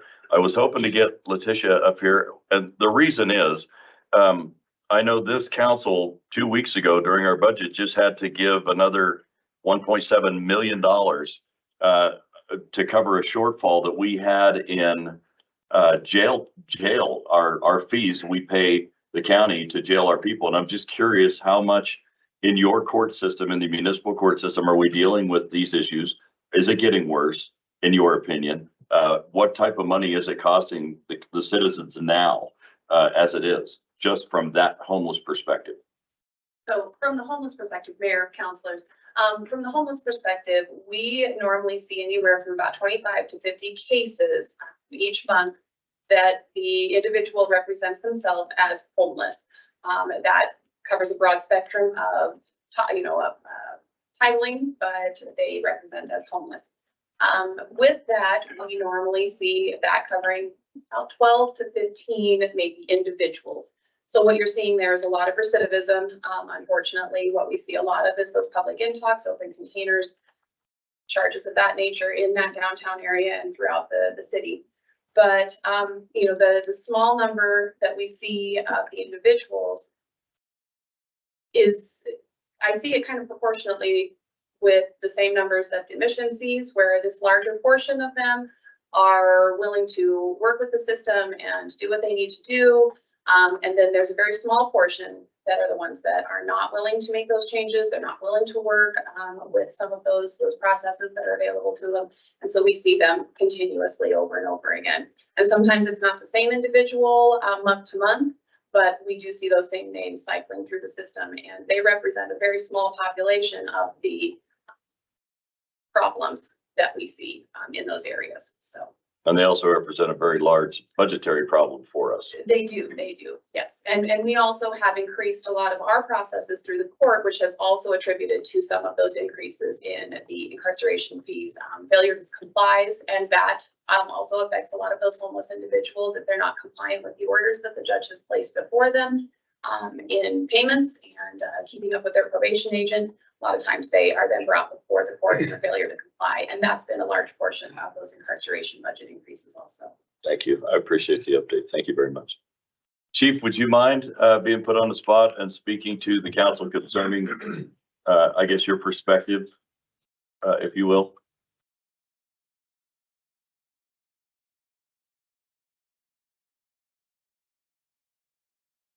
Thank you for entertaining the off the cuff. Sure. I understood that Kyle referenced that he may have questions for me, so I want to make sure that I'm open to that. From the police department perspective, we are dealing with a wide variety of different impacts from homelessness. For example, the willingness of our current population of homeless persons to seek out an abandoned property and kind of lay claim to that and begin, for lack of a better term, squatting on that property. We've never seen numbers like this before. These houses are being located, taken advantage of. Vacant buildings in our community are being identified, and word spreads, and they're taking advantage of, and we're literally coming into a vacant house and finding the ones that we're able to identify and speak with, as many as 9 in one time, not counting the ones that jumped out windows and things like that. So the camping ordinance and the ability to deal with those vacant properties or absentee owners, those are critical things that are definitely impacting us. And as we're coming into the summer year, our ability to protect our riverine system, the river park plans that are really the pride and joy of this community, those are areas that I think still need to be addressed. So homelessness continues to be an issue. Just anecdotally, on the 21st of this month, 8 people that were booked into the Natrona County Jail identified themselves as being homeless. That constituted quite a significant portion of the day's arrest. 4 of those were locals that we know and a long history with. And 4 of those were people we'd never met before. They were from distant lands and didn't even want to tell us where they really came from. So we just didn't have an address for them. So out of the 24 people that were brought to the jail on that day, 8 of them were homeless. So you can, as you extrapolate the math out on that, we have a burgeoning problem that we're trying to address. Enforcement is not the answer to this. It takes a wide spectrum of things, but there are things that the police department, we need better tools to address the symptoms or adverse impacts of this population. What does that look like? What are the tools you're talking about? Mayor, that I can't be clear enough. I think, we have some, to relying upon the city attorney's expertise and the practical boots on the ground. I think we need to find a lawful camping ordinance. It's not lost on me that in the 9th Circuit, in one of the most liberal, large communities in our nation, San Diego, last week banned all camping. They put in a hard and fast thing. They provided, if the criteria to meet the Boise case, they provided a criteria that if all of our resources and available beds are filled, then you can only camp in this one designated area. But for anybody that's been to San Diego, anytime in the last 2 decades, you know that in the heart of that town, there was a large homeless population that was camping, but San Diego, even in the heart and soul of the Ninth Circuit, had last week said enough, and they have banned camping to meet the criteria of the Boise case. So I think there's a way for us to identify ways to protect our park system. There's ways to protect public property and to kind of prevent the use of inappropriate camping where camping should not be occurring. Secondly, is those abandoned properties and absentee owners, they are occupying so much of my resources that it's ridiculous. So just by way of example, just the other night, I was working late. After I left the department, I'm on my way home minding my own business. The chief of police doesn't really want to get involved in stuff, but I ended up dealing with, a crime of violence involving a firearm, an abandoned property. And pretty soon before you know it, I had 6 officers involved. We had, that's the kind of resource drain that is happening. So from the police department point of view, when we do deal with a person who identifies as being homeless, more likely than not, if there's going to be criminal charges, those criminal charges are going to be, the highest percentage will be substance abuse, be it a public intoxication or the possession of recently very hard drugs. So that substance abuse is our number one encounter with a person who would be homeless. And then crimes of violence are the number 2 category in that. So there are adverse impacts with both of those. Questions for Chief? I just put my hand up. Sorry, I was No worries. slow on the trigger. I knew you had a question for him, so I knew where to go. Thanks, Chief, for your perspective. You mentioned the resource drain, and I can only imagine. Again, I'm not living the day to day. I'm not in the trenches with y'all, but just today, my workplace is right across the street from the Nick Lacey Art Museum, and there was some sort of dispute. I don't know any of the particulars, but I had 3 police vehicles, 1 fire engine, and 1 ambulance right there at the transit hub today. People shouting, cursing. I don't know the details, but that's a lot of resources to address whatever that issue was. I don't want to assume that the folks were homeless, but certainly resource drain when you have so many conflicts and the abandoned property and stuff like that. As far as going back to our points earlier about a balanced approach, that is one of my concerns with being too enforcement heavy. Is we've talked and you mentioned the increase to our court budget is $140 a night to incarcerate someone, so that does not help alleviate our funding woes at the city level to just be extremely enforcement heavy and just drain our coffers by incarcerating people that they're not getting the services they need to become productive members of society. So we're just paying $140 a night in perpetuity to lock them up because they're mentally ill or suffering from substance abuse or something like that. Chief, could you please, I have a couple lines of inquiry, and my intent is mostly to dispel some rumors that I'm hearing from lots of people. Again, I'm involved in in all of these conversations regarding homelessness, and so I'm getting lots of feedback from lots of people. And so I was hoping you could help maybe dispel some rumors or clarify for the community as a whole, at least from your perspective, some of the things that are going on. Anybody that spends a lot of time downtown, I work downtown, I'm on David Street a lot. I drive through just for the sake of driving through and seeing what's going on. And so anybody that's downtown a lot, especially this summer, is probably familiar with a gentleman. He spends most of his day walking up and down 2nd Street, usually without a shirt. I saw him today multiple times. Can you speak a little bit? This is just one example of one individual. Again, there's hundreds of people, but could you speak a little bit to what sort of encounters you have with this single person? And in addition to that, could you also speak in regards to the ordinances that we currently have on the books, loitering, panhandling, disorderly conduct? What sort of behavior does somebody like this gentleman or anyone else have to exhibit to be in violation of those ordinances? I'll leave it at that. Mayor, Councilor, that is a very large chain of questions. So Yes. I address that as best I can. If I understand you right, if I correctly have identified in my mind, the gentleman that you're referring to, we know him. He was been in our community for approximately 20 years. There was an interim of time when we didn't have a lot of dealings with him. That's because he was visiting a federal penal institution. So you have somebody that is has a substantial criminal history. And it's basically speaking, and it's our impression that the years of serious substance abuse has provided him with a diminished capacity.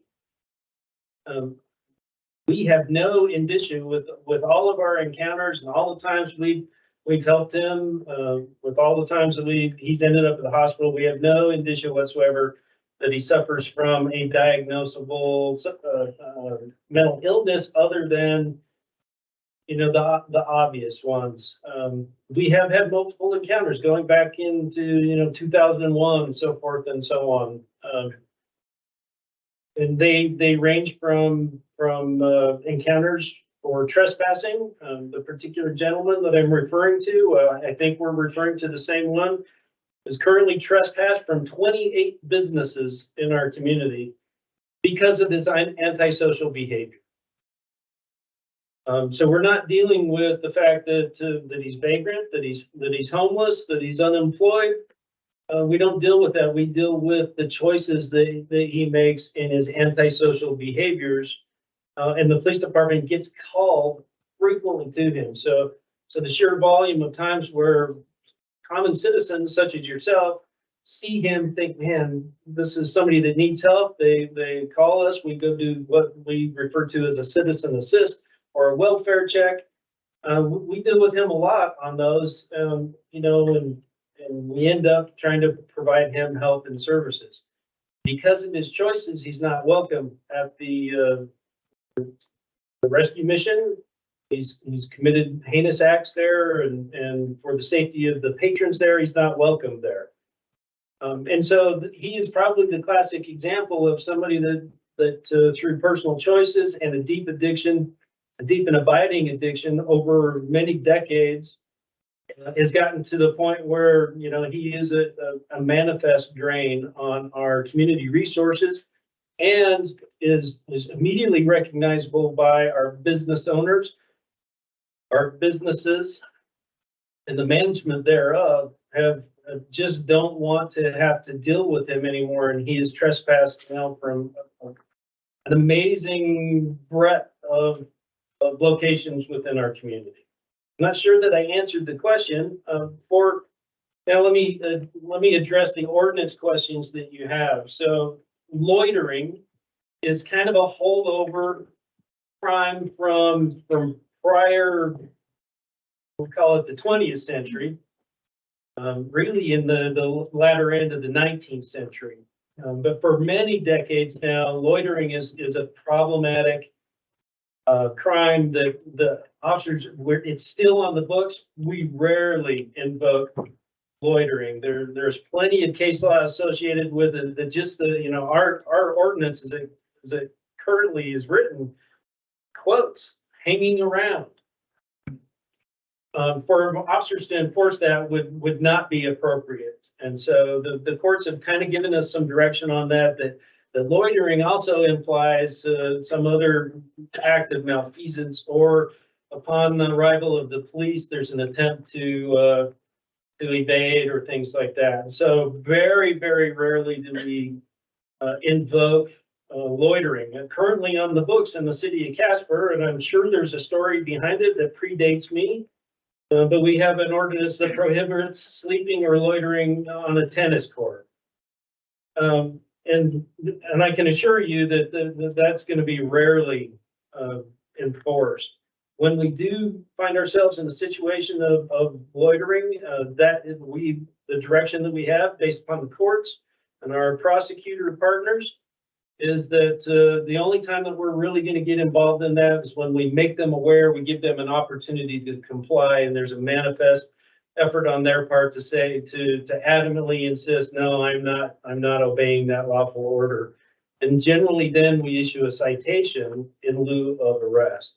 Disorderly conduct is another similar one that is really a holdover from different times. And so disorderly conduct, anybody in the audience or on council would immediately recognize what we would all agree, that's disorderly conduct. It's kind of one of those things you know when you see it. Language, actions, behaviors are deemed to be disorderly. But the courts have given us guidance on, you know, that we have to have victims for that. You know, the fact that it occurred and it was disorderly, we actually have to have victims that were concerned or displaced.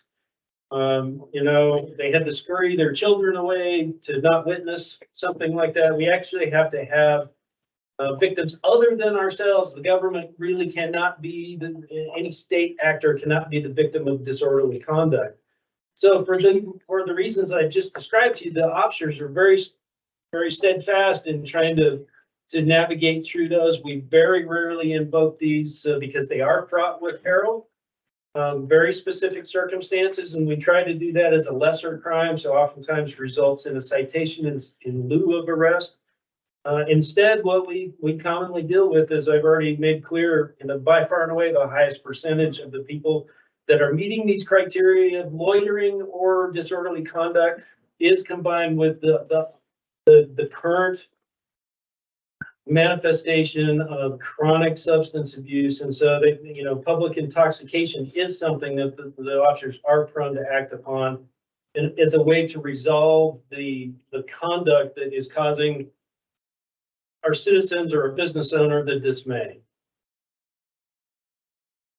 Bruce, if I may. Yes, please. Thank you. You did a very good job answering my inarticulate question. The next couple will be much easier, so I appreciate it. The next, how many? Just two. Oh, Very quick. But what, I know, feel free to step out. I don't expect everyone to be here all night. I got nothing better to do, clearly. Thank you, Chief. What I took away from that is that it is a very nuanced situation. You very rarely encounter circumstances that are clear-cut, black and white. There's no question about how you should respond. It requires a lot of discretion on the part of you and your officers. You're always trying to balance the people's constitutional rights with existing case law, and sounds like a very complicated job, and so I don't envy you for that. Could you just answer a question? This should be pretty much a simple yes or no, but you can expand upon it if you'd like. Has this council or any previous council given you direction not to enforce or act upon the ordinances that we currently have on the books, especially as it relates to some that you've just described, loitering, panhandling, disorderly conduct? Have you ever received direction from anyone that you would consider a supervisor or a higher authority not to act on the laws that we have on the books? Thank you. Mayor, loaded question. I will I'll try to tap dance my way around this. This council, no. There have been, you know, chiefs prior to me have been, you know, notably one that pops into mind was that we were directed to put a moratorium on false alarms. And, you know, and it's taken years to kind of to recover back from that temporary moratorium, mostly because it just wasn't followed up on again. I think council, you know, so council has not directed us, ignore these crimes. We just don't, that is not happening. And, but I think your police officers are aware, as you've indicated, of the nuances that our society is feeling, and trying to find those ways to carry out with compassion, with dignity and respect, the enforcement of the crimes that need to be enforced. Thank you. And then one more and I'll shut up. sure. You'll be quiet. Yeah, that's right. It sounds like the city attorney is kind of working on collecting this, and so if you'd like to defer or punt to him for now or a future time, that'd be fine with me, but yeah, I see he's not there at the moment. But could you speak to at least your perspective, the individuals that you're encountering that are reporting to have been relocated here or bused here from other communities? I shared some stats from the mission, but can you speak at all to where these people are coming from? And if illegal immigration is any component of that?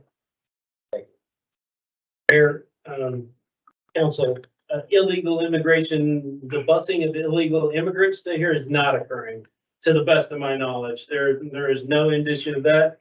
We often hear rumors and innuendos. None of those have occurred. When it comes to the providing of transportation for persons outside of our community to our community, we have plenty of anecdotal evidence of institutions, nonprofit organizations, faith-based organizations from around the state and outside of our state. We've done some interviews of people that they, for example, we're in a large city from Oregon.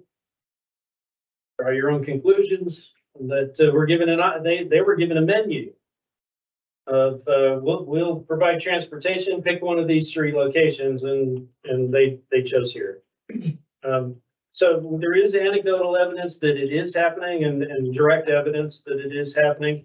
That's probably not our primary genesis of our burgeoning population. There is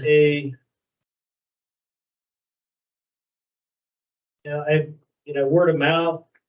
There's a lot going on here. We by far and away, I would say one of the greatest drains on our resources is this belief in our own state that Casper has the resources, especially in mental health, in the arena of mental health and medical resources that causes people to get here, but once they're here, they don't find a way to get them home. And the police department has advocated to work with plan to kind of address the proclivity for that, because that does create a drain on our resources here. Thank you. I'm sorry.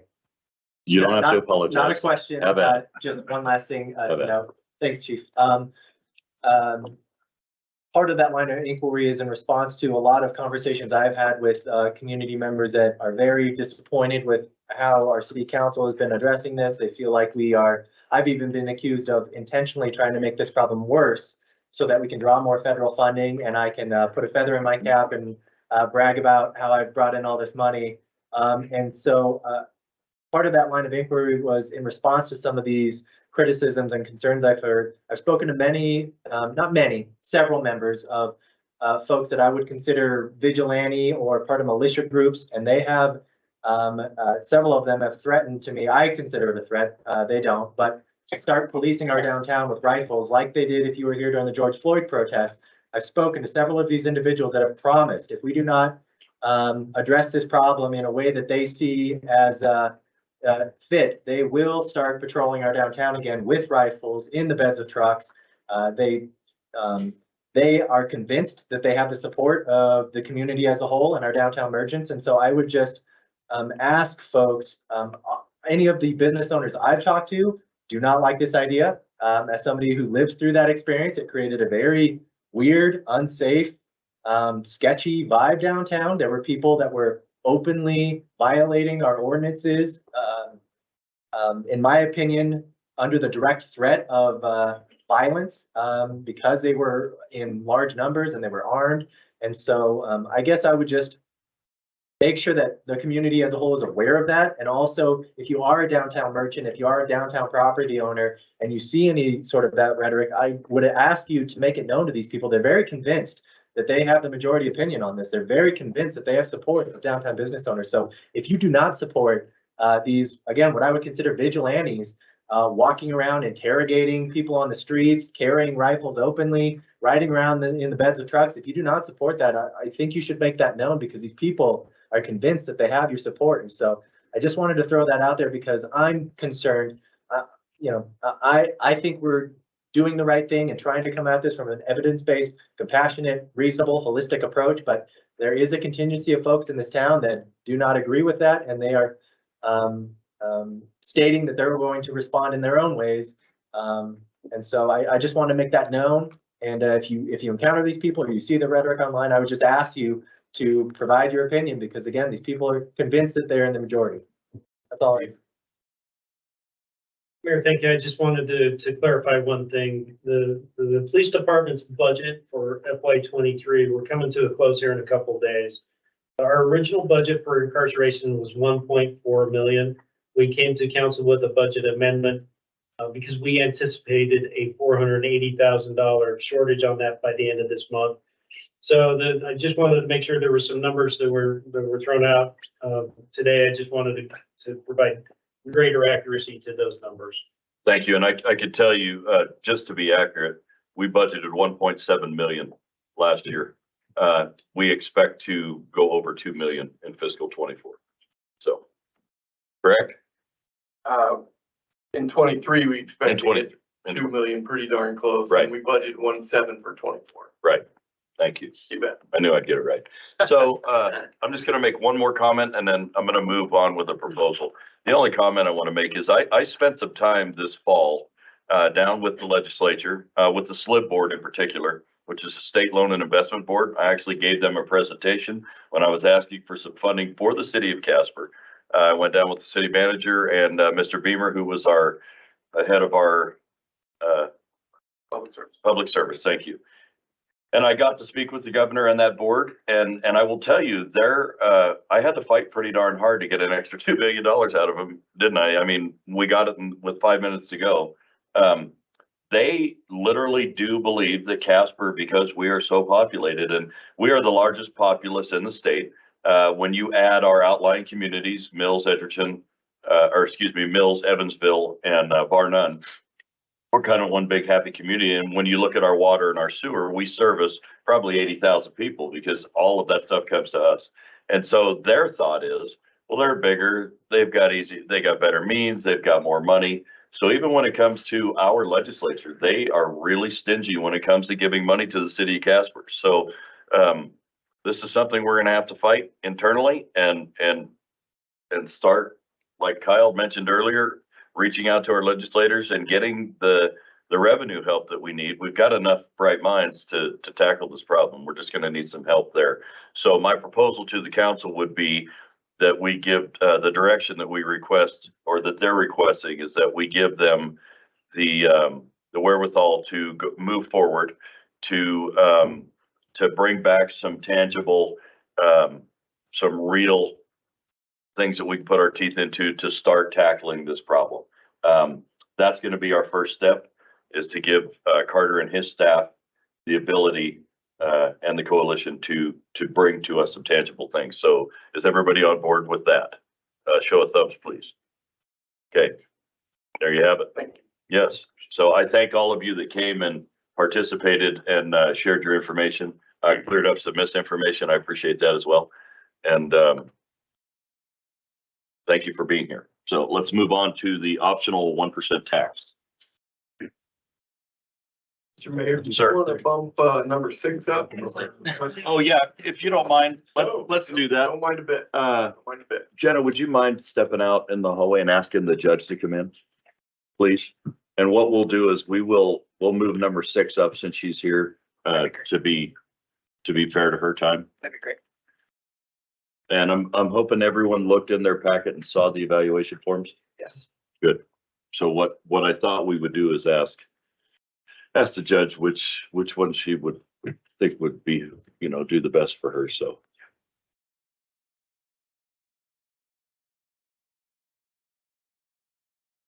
Thank you for that, Carter. Oh, yeah. It's very thoughtful.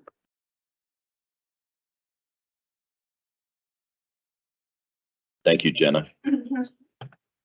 Judge, we're moving up so we can, you didn't have to stay here all night.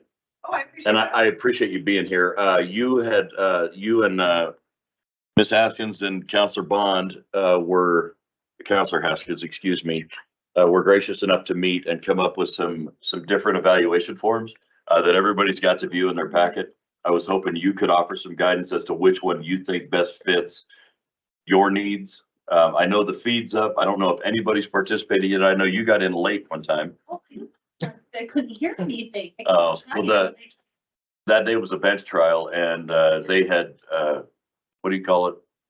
So Jackie had pled everything out. Yeah, they pled it out, so it was real short. So, Oh. So if you really want to see it like 9 AM, you're always going to see something. And you're not getting audio?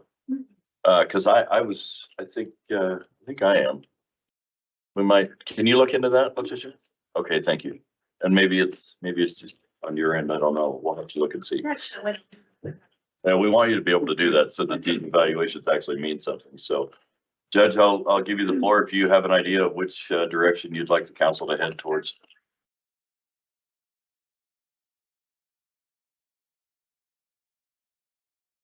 So that proposed evaluation benchmarks is on, I think it's on page 8. So that's the one, Yes. Page 8 in our packet. page 8 in the packet, perfect. That's the one that, I kind of developed off of the information that came from Wyoming Supreme Court did an evaluation of the Supreme Court judges, the district court judges, and the Supreme Court judges. And so that information basically mirrors what put on that proposed evaluation form that the other judges are also getting evaluated on. And then I think if you see at the end of that, there's a couple that are council specific. And I think we discussed that we'd definitely be open to any additional suggestions that council would like to have in that. But all the rest of those benchmarks come directly from what the state has done, and then also reflected in the American Bar Association recommendations for judicial evaluation. And I'm assuming you're fine with that and you're okay with it, in other words. Yeah, I think those are better fitted. Some of the older evaluation have administrative tasks and just some things that are not really relevant and prudent in consideration of the evaluation. The proposed evaluation goes more in line with the things that I'm supposed to be doing as far as my job goes with making decisions. And I told the two counselors, they're in our liaisons, that I'd also like to do an evaluation before you guys get it, because there's some things in there like writings, decisions. So I do orders based on motions from council or decisions that I want to take under advisement. And I can provide those, any that I do during the year, to you as well. So you can take a look at decisions that I've made and specific case law that I've cited, how I write those types of things. Redact a few things here and there. Yeah. Hand them over. Yep. Cool. Everybody okay with that? Would you guys all be okay with using that particular form that the judge likes as well? Mr. Mayor, I do have Sure. a question. Just a question before we talk about, so in the packet, there were also the judge's evaluation is somewhat of a 360 evaluation because we're gathering information from police, officers who attend court, Defense attorneys. attorneys who attend court, the council, and then I think that we thought it would be, if it hasn't happened before, that the judge do some self-reflection as well, make it truly a 360 approach. Would the recommendation be to adjust those other evaluation forms that are going to, say, for example, the two police officers and counselors or attorneys, to adjust those to reflect the same criteria in the proposed? Is that? So basically, everybody would have the exact Yep. same form. Yeah. They would just go out, and if basically the police officer doesn't have any Right. knowledge or understanding, then there's that NA column Yeah. that they can mark. Okay, thank Yeah. you. I just wanted to clarify that. Yeah. Well, and I think it's better if we mainstream and just have one form for everybody. Absolutely. That certainly makes better sense. I Absolutely. would ask you guys to do your homework and make sure you're logging in every once in a while, and kind of looking at them. It'll give you a little teeth in your evaluation. Go ahead. Thanks, Bruce. And I am glad now to have the opportunity to tune into some of the hearings. I haven't been able to carve out that opportunity quite yet, but looking forward to it at some point in the future. I just looking for clarification. I was, I guess, unclear. This explicitly says that we're soliciting input from officers of the police department, but looking for clarification, we are sending out either this survey or a very similar one to public defenders and other local attorneys. Yes, that's through Mr. Masterson's company, but yes, that is what they do. Yes, sir. Yeah, they send it out in the Toronto County law. Yep. And so that he puts out an email that everybody gets that basically says that if you'd appeared in front of the judge in the last year, please fill this out and submit it back to me. Right, and we do get quite a few back. Okay, thank you. And keep in mind, even though we have the ability to go online, you're still welcome in her courtroom. She would, I think we just talked a little bit earlier. I'm the only one that's ever actually went in and sat through a thing, but you're always welcome to do that as well. So if that, but it doesn't matter either way, as long as you're getting something, so that evaluation actually means something when it comes from you. That's kind of the ideology behind it. So if you're good with that one, Judge, I think, are we good to go with that particular one? Okay, were there any other questions anybody wanted added to that, or any insight? No? All right, thank you. Oh, Thank you very much. Yes, ma'am. And we will, so with Carter not being here, Amanda, we'll want to make sure that that's the evaluation form that we use from this day forward. He's on his way The in. one on page 8. Yep. All right. Well, thank you. Thank you. Yep. Have a good night, Judge. Okay, we're going to move on to the optional 1-cent tax, and I'll just take the lead on it and let you know where we're at. We're looking for some direction simply because right now it goes to the voters every 4 years. It has passed at 70%, give or take, for the last 50 years. And some of our smaller communities, Evansville, Midwest, Edgerton, because they're not cities, bar none, they can use that for operational funding. And without that extra funding, they cease to exist. And their mayors have told us such. So, so what we have proposed is to not make it permanent, because that's not the correct word. We have just proposed to, for a lack of better words, extend it indefinitely until another council came along and or the commission came along and decided not to do that. Requires 4 of the 6 municipalities to pass it. And so somebody's got to take the lead, and here we are. So if you guys are, we could certainly talk about it. I'm sure there may be questions. If you have any questions, now's the time. The direction I'm going to ask you for is to bring a resolution. The city of Casper supports that, and see where the other communities lie. I know the commission supports it as well. So. Any questions? Any comments? Go ahead, Kyle. Thank you, Bruce. I support a resolution. I personally, my 2.5 years on council has convinced me that it's absolutely essential for at least the city of Casper, it sounds like for the other municipalities as well, to continue providing any modicum of the same quality of services. It's just so essential. Our streets budget entirely reliant, police and fire vehicle replacement entirely reliant, water and sewer subsidies, swimming pool rates.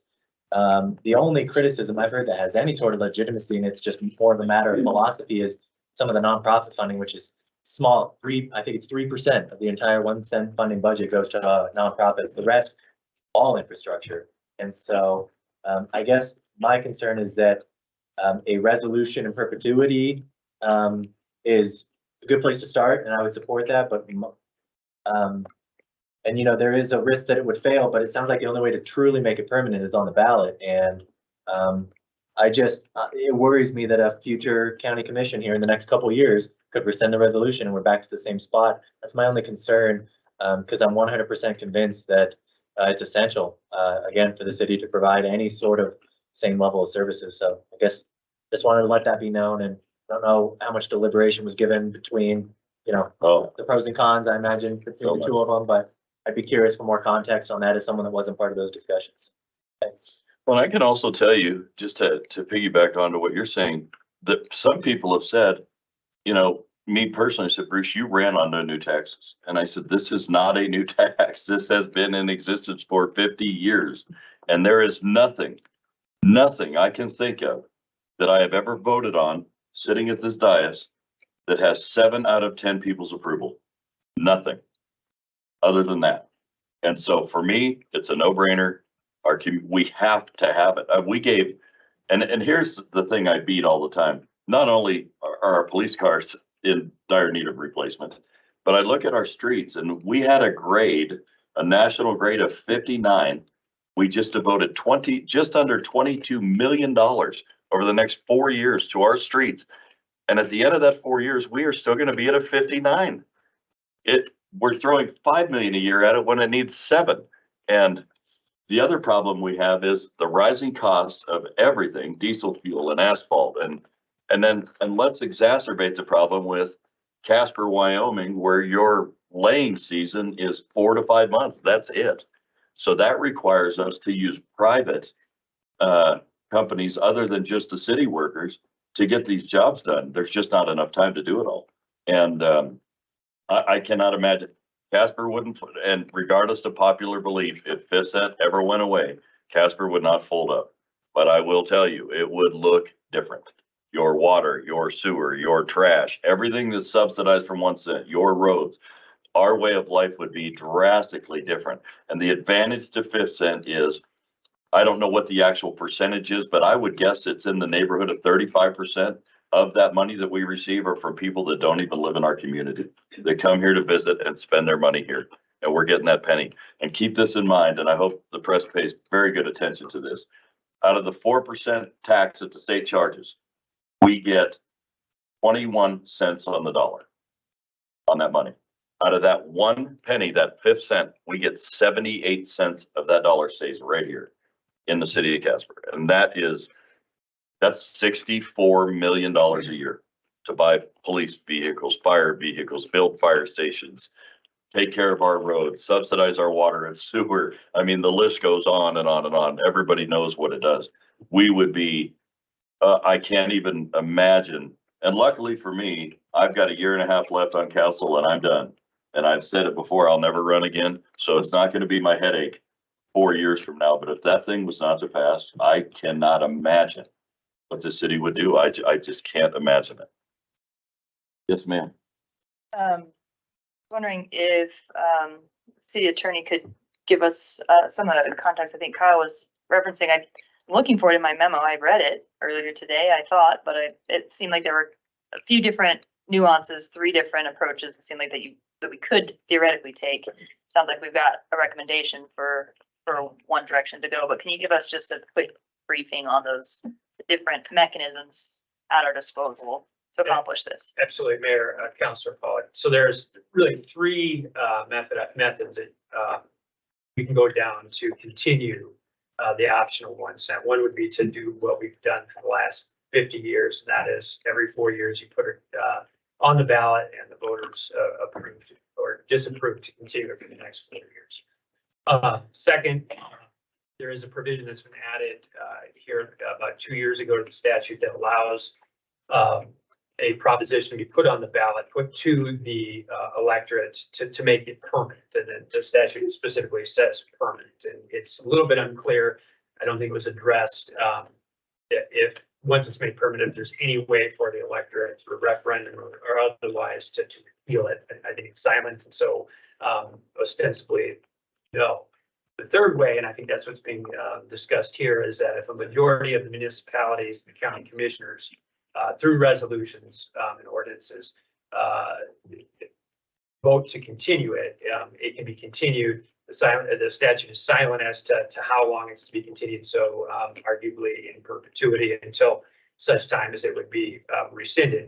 And just a point of clarification. So if it was to be extended that way, rescission can only occur in the same way that it was adopted. So it would be more than just the county commissioners. You would have to have a majority of the municipalities voting to rescind it, and they would have to agree. So in a nutshell, those are the three methods. And one of the other things that I failed to mention that's really, really important for this council to understand is SLIB was very clear with us, and we get a lot of money. They're the ones that delved out ARPA funds, I believe, right? Yeah, Carter. And in the last couple of years, we've received upwards of $20 million overall, probably from them. And they were very clear with us that any communities that do not have FIFSET will not be eligible for SLIB money. So not only would you lose that $64 million, you're going to lose the $20 million of support from the state as well. So we have a fiduciary responsibility to our constituents. It's right in front of us. And this is, you're always going to have the naysayers. I've heard it already. Oh, they're just trying to tax us. Oh, they're doing this, and sometimes as a leader, you just have to take a stance and you have to do what's right for your community. This happens to be one of those in my eyes. So Anyway, the direction requested is to bring forth a resolution to be one of our 6 communities, get the other ones on board, and then pass it on to the county commission and let the decision be made. So, any more discussion? Is everybody okay with that? I'm sorry, go ahead, please. I would just note that it aligns with our council goal of sustainability in our city finances, so. Certainly does. Like I said, anytime you can grab money from people that are just driving through. Anyway, is everybody okay with that? I'm sorry, you have something, Steve? I think I would just as soon see us put it to the voters to make it permanent. Well, that's not the request that's on the table right now. So I let's see where that understand goes. But I needed to make my statement known. Fair enough. So, as far as what's on the table, is everybody okay with that? Okay, very good. Direction is to bring us a resolution, sir. Mr. Mayor, just to be clear, I think the appropriate vehicle would be an actual ordinance that would be the mechanism that would carry forward to the commission. If that is okay with the council. Well, the only reason I said resolution is because right now, we're just kind of in a resolution status until we get 3 other communities on board. Then we would form an ordinance at that time, I would think, to take to the commission, but as you will. It may be, Mr. Mayor, councilors, and of course, we'll do whatever you guys would like us to, obviously. I guess I'd suggest go ahead and pursuing the ordinance aspect of this, in that would be what we would need to submit to the commission. Okay.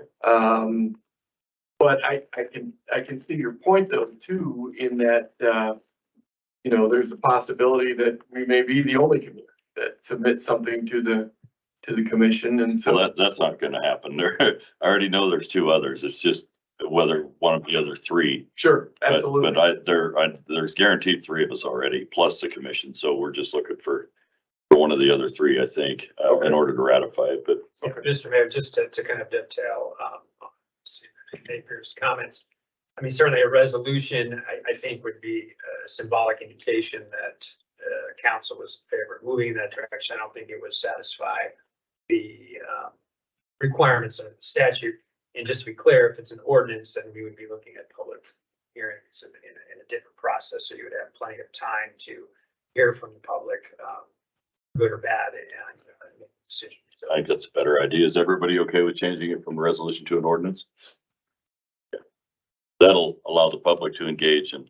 Absolutely. Good. Yeah, very good. Thank you. All right. Moving on, ordinance regarding feeding of turkeys.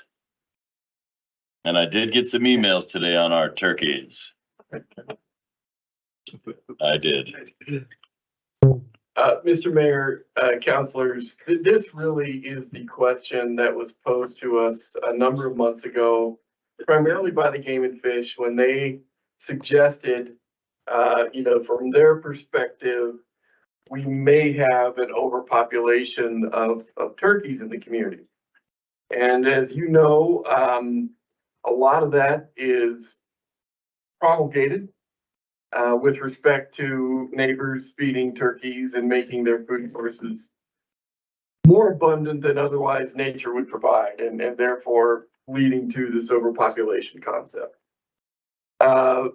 So their representation was the council might want to consider an ordinance that would, make the feeding of turkeys illegal, so that indeed population constraints could naturally occur, and bring that population back into more manageable numbers and so on.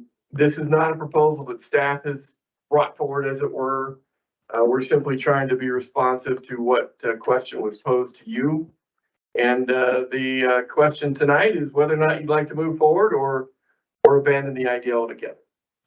Well, ladies and gentlemen, I don't know that we have ever been the micromanaging type. And when the Game and Fish, who this falls under not only their purview, but their expertise, comes to us and says, we need an ordinance, to get people to stop feeding the turkeys, I'm inclined to say, yes, go ahead. Thanks, Bruce. I would agree with you. The Trib just published articles in recent months. Riverton passed a ban, Buffalo passed a ban, Cowboy State Daily. I know this ordinance we're considering doesn't take this into account, but it's something we should be mindful of, especially in light of an email we received, I think, today in regards to squirrels. Cowboy State Daily article. There's so much feeding of squirrels in Cheyenne that there was even an example of a squirrel jumping into a baby carriage as they were walking by. Like these fat little squirrels are just blown up in population, and they're getting so acclimated to people that they're jumping into baby carriages and stuff. So Well, we're gonna include squirrels. I'm gonna have to call my father-in-law. He's not gonna be happy. but I agree with you. Like we've already had Zach Hutchinson. I don't know if this current council has had him in front of us to speak on this issue, but I know council, since most of us have been on, he's spoken to this and just about the issues it creates. We received, again, an email about squirrels, but also I think an email in support of this ban from another constituent that said she lives in the downtown area. They wreak havoc on cars, scratching up the paint, pooping all over the place. And so, they're very nice to look at. That's one of the positive attributes of living in a place like Casper, is you get to see wildlife on a daily basis, but we can still have access and visibility of the wildlife without, doing unhealthy things like feeding them, acclimating them to being fed by humans. That's disruptive to the ecosystem. And so I'm in support of it. Okay, Amber? Kyle said everything I was gonna say, so I'm in support of it too. Okay, thank you. Brandy? I was just going to add in, the number of turkeys is so much more insane in the Dean Morgan area. I have a nephew down there. They love the turkeys, and yet he's been chased on his way to school a couple of times. So it's not that they're friendly little animals, which the squirrels I hadn't ever thought about, but we spent some time in Central Park and we had some very acclimated squirrels that chased my 16-year-old son, who's terrified. So squirrels may not be something I would be off the table for either. He's big too. They're terrifying. Like right up your leg. It's insane. But no, I'm 100% on board. And it was pointed out by some of the people in my ward that mountain lions eat turkeys. And we've had mountain lions in town now, possibly because we've got a whole bunch of fat turkeys just hanging out in our yards. So I feel like it does pose a real danger on more than one level. So I support this. Mr. Pacheco? Yeah, obviously I don't want to reiterate what everybody's saying, but what finally kind of turned for me to support this, I had a bird issue in my at my house, and I had somebody come in to remove those.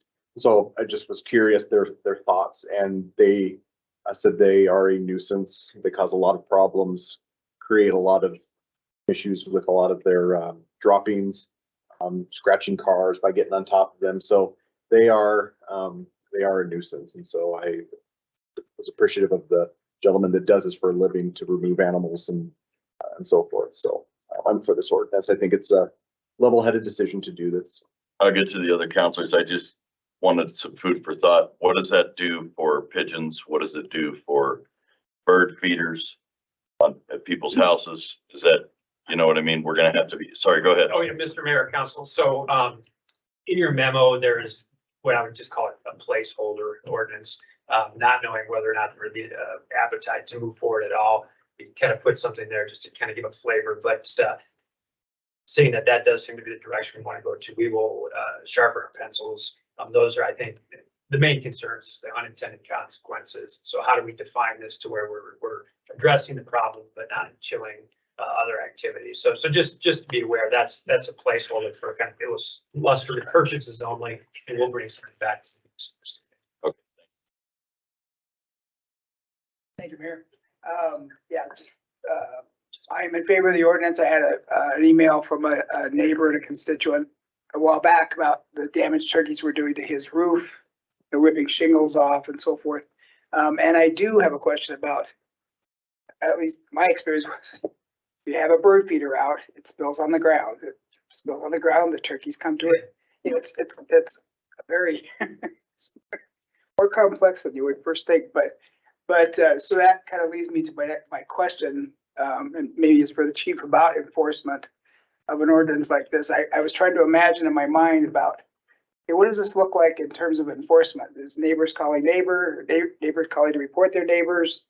You know, I can't see officers patrolling, looking specifically for turkey feeder. I don't know, maybe. But I'm just curious about the enforcement challenges of this whole ordinance. Sir, Change. Fair. could you speak to the turkeys, sir?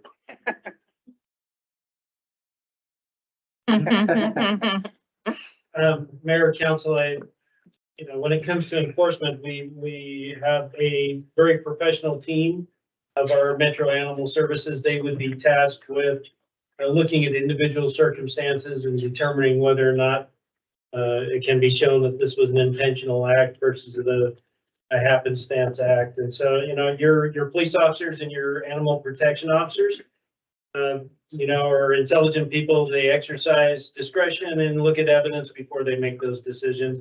But this would primarily fall on animal protection officers to help us enforce this. Be rare that the police department would get involved in it. Thank you, Chief. Thanks, Chief. Mr. Kathy? Yes, thank you, Mayor. I would like to go ahead and include the squirrels because, yeah, they're cute, but they are a problem and they can be very destructive to trees and to houses. And they can be very costly little pests, for lack of a better Well, and that's term. why I asked, do we go with squirrels? What about the pigeons? Now we're talking about the little lady sitting at the park feeding the pigeons. Is that going to be illegal? Are we go with all birds? Is this just a turkey issue? Is it squirrels? I'm trying to get a more defined definition, I guess, from the council. Hang on one second, Carter.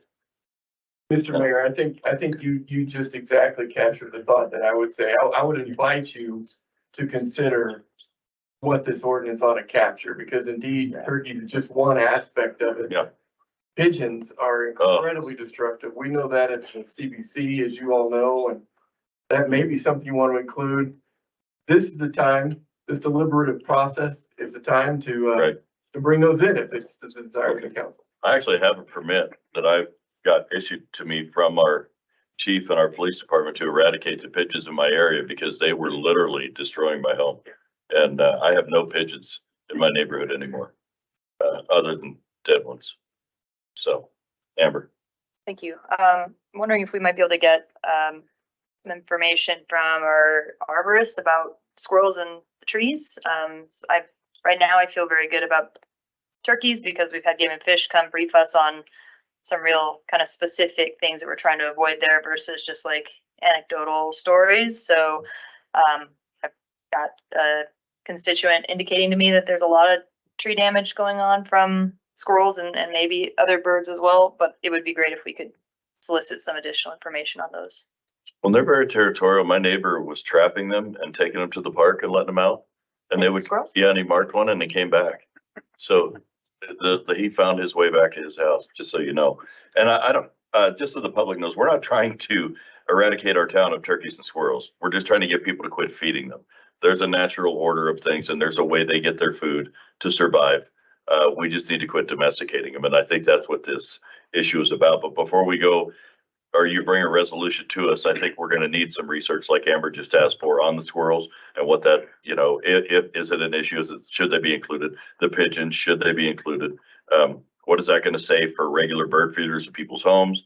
Is that going to create an issue? Because pigeons could certainly fly up to a bird feeder. So we're going to have to kind of have something outlined so that people really know what our intent is and whether or not they're breaking the law. So, Mr. Mayor. Go ahead, sir. Add just another aspect, you're talking to the chief, another issue I think we're seeing in our community is with waterfowl. So geese in particular, when there's feeding, there's congregations, there's lots of damage. I think so.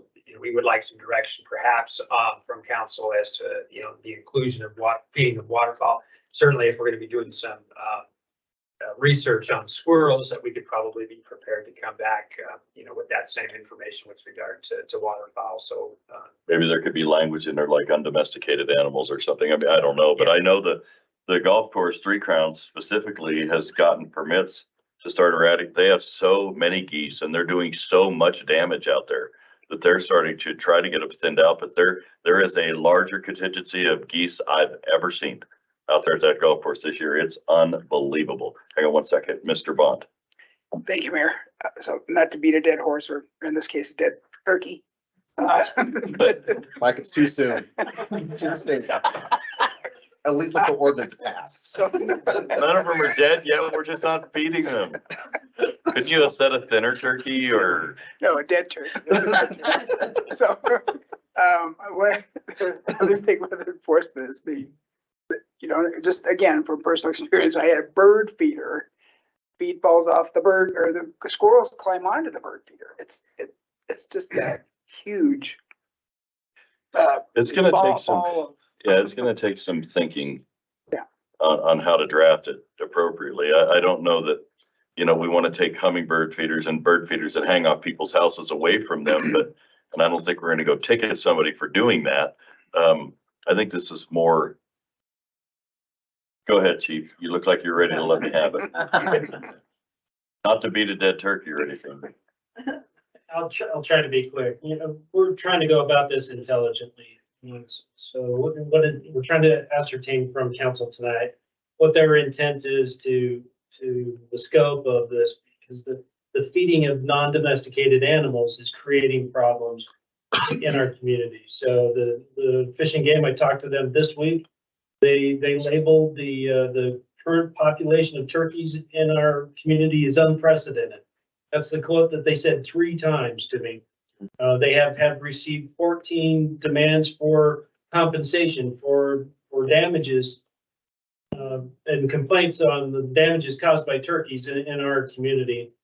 So these concepts of feral pigeons, they're a problem. We have known persons that are intentionally feeding them, not by accident, not by they came to my songbird feeder. We have known people, there's one on CY that is generating massive complaints to us, to the Fish and Game, you know, that those pigeons are causing problems. So the answer to you that I'm trying to convey to you is we're not going to be running around, and I would beg this council to even refrain from using the examples of, you know, the mean police officers kicking in their doors and arresting grandma for feeding songbirds. That is not going to happen. And the one that we proffered for your consideration in the memo today, we were trying to interpret council's will with, you know, it's okay to feed songbirds, which is a class of perching birds, you know, but it gets more complicated. You know, before it just had an open exemption for all birds that included the waterfowl that are destroying some of our park and our park equipment, making the park unusable for humans. Bird included turkeys, you know, by definition. So we were trying to suggest something that it gives us the discretion to not. But the pigeons are usually arriving because there's a neighbor down the road that is really fostering them. So I think council has expressed a lot of things tonight. If you know, and if I think the city attorney has been taking note, and we'll bring something back to you, you know, but you're going to have to allow the officers and the animal protection officers the discretion to realize this is not a crime. What's happening here? It's a fact of, you know, the unintended consequences of they're trying to attract house finches and feed them, but sometimes the pigeons take advantage of it and squirrels arrive. But it's the ones that are intentional that are causing damage to their neighbors that I think we can find our way through the proper drafting of an ordinance and the proper application of that ordinance to deal with the problems, and not the ones that are just citizens that love to see birds on their deck. Well said. Mr. Gamera. Thank you, Bruce. Thank you, Chief, for the clarification. I hope we can all agree that we need to be able to do the discretion to our enforcement personnel.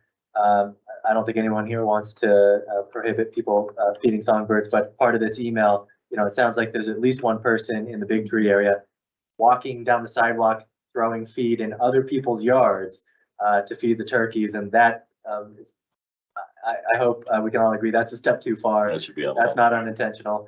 I totally agree with Councilor Pollack that I would like to hear from Zach or any personnel from game and fish, if we're talking about expanding this to squirrels, I would agree though, Steve, that we should consider it.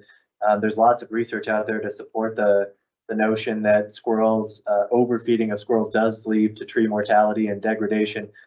And there's lots of local news to support it. Another Cowboy State Daily article, January of this year, they had to remove 2,400-year-old cottonwoods from Holiday Park in Cheyenne. These cottonwoods were here for 100 years. They had to remove 24 of them because the squirrels were just completely decimating them. So I'm interested in exploring expanding that. We should make sure that our enforcement personnel has the discretion, but also additional information is always a good thing. I just encourage, there's lots of local news, so I think we could do some independent research until we hear from Zach or Game and Fish about their thoughts on some of these other animals. Mr. Kathy? I'm not gonna deal with a dead turkey, so I'm not gonna beat that. But basically, the original ordinance that's on the books right now says that unlawful for any person to provide shelter, feed, or otherwise entice any non-domesticated animal to gather or frequent, with the exception of birds, squirrels, turkeys, and feral cats maintained by a keeper. The new proposal that our city attorney brought forward changed that to any non-domesticated animal to gather or frequent, with the exception of common songbirds, which takes care of what we were talking about with the finches and things like that. It says squirrels and feral cats maintained by a keeper. So those are the only exceptions that would be in the new ordinance proposed. So your deal about pigeons, they're a non-domesticated animal. Geese are a non-domesticated animal. So those are taken care of by the statements that are in the proposed ordinance, that by eliminating the birds and just putting in the songbirds takes care of all of our concerns that we've been talking about. So from that standpoint, I think it's just a question of whether we include squirrels or not, or take them out, I should say. Well, I think what we'll do is get some research on the squirrels as it's been proposed by Councilor Pollack and Councilor Gamroth. And when we have that information, we should be ready to roll. Does that sound fair? Everybody okay with it? I'm sorry, go ahead. So is turkeys on the table at the moment? Can we give them? Well, we currently, in our current ordinance, you can't feed turkeys anyway, apparently. Yeah, you can. You can? No, you can't. Oh, you can? Yeah. So yeah, and we're only talking about pushing this back for 2 weeks in order to get the research done on squirrels. We don't want to pass it with turkeys and then in 2 weeks have to add something by amending it. It'd be a pain in the butt. So it'd be a lot easier if we get an all-inclusive ordinance done and just have it done. Do you agree with that, or? Mr. Mayor, I think that's exactly what we would hope to get by way of direction. So that's the way we'll do it. If everybody's okay.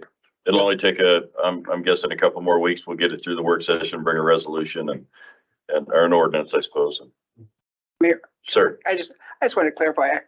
When I asked that question or made the statement about the Beating the Peter dead spilling turkey. over, I wasn't asking with regard to enforcement as so much as any fee that you put out for any animal, to me, kind of becomes public. It's available for more than you intended. That was my only point. Not that enforcement that people wouldn't be able to reasonably enforce, intentional violations of the ordinance. So just wanted to clarify that. Thank you. All right, sir. Are we good with giving him some latitude to bring us back some information on the squirrel so we can have one? Only if it's not gonna take like all day to discuss I about believe, helping the turkeys and getting fish to do. I don't believe that'll be the case. I think it's just a question on the squirrels, making sure that we're doing the right thing, finding out what the proposed damage is from them and if that's something we should be doing or not. Yeah, because it opens up the street for insects. Well, that's what we're gonna find out. That's what we're gonna find out from a professional. Give them direction to take care of, do their job. Absolutely, absolutely. Okay, all right, let's move on. Rec Enterprise Business Plans, Part 1, Gulf and Hogadon. You're up. Sir. Thank you, Mr. Mayor, councilors. We are hoping that all of the previous conversations will yield some rubber hitting the road with regard to what it is that Ms. Lopez is going to propose to you tonight. We've talked about a number of ideas. We've talked about a number of, we've gone through a number of spreadsheets with you to give you a feel for what some of the possibilities could be. Certainly at the end of the day, our intention is to try to do our dead level best to reduce subsidies, improve cost recovery, and make as many of our rec enterprises as viable as possible. And so along those lines, we're hoping that you will support a number of implementations, because we feel like we're at the implementation stage with regard to a number of these business plans that Zaleem and her team have been working on for quite some time. So tonight, we want to talk about implementation proposals and hopefully get your direction one way or the other. Sounds good. Hold it on and go.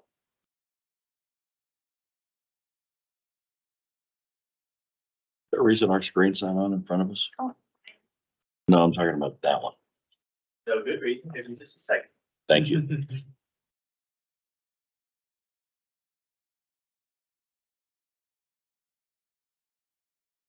It didn't turn on. The red light's still on. There it goes. Then I don't have to turn around and have crooked neck.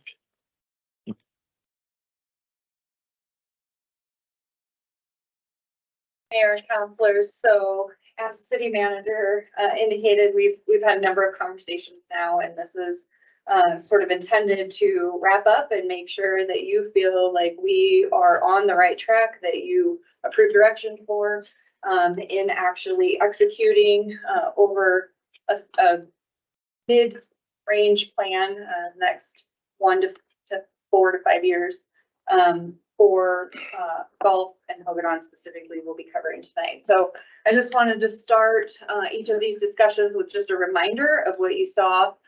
We had the Hogadon discussion back in February of 23, or excuse me, the golf course discussion back in February of 23, just to recap what strategies we really wanted to try to implement in order to save costs and to improve our subsidy position in terms of creating some more revenue. So this is an identical slide, last slide of the presentation that I presented back then. Just wanted to refresh your memory. So as I take you into the kind of meat of the presentation, I'm going to try to make this brief. It's already been a long evening for you. So, but I do want to share, this is a rate model that you hopefully become fairly familiar with in recent history. And so you might remember when I spoke to you before, I showed you what our FY23 budget looked like as it was budgeted.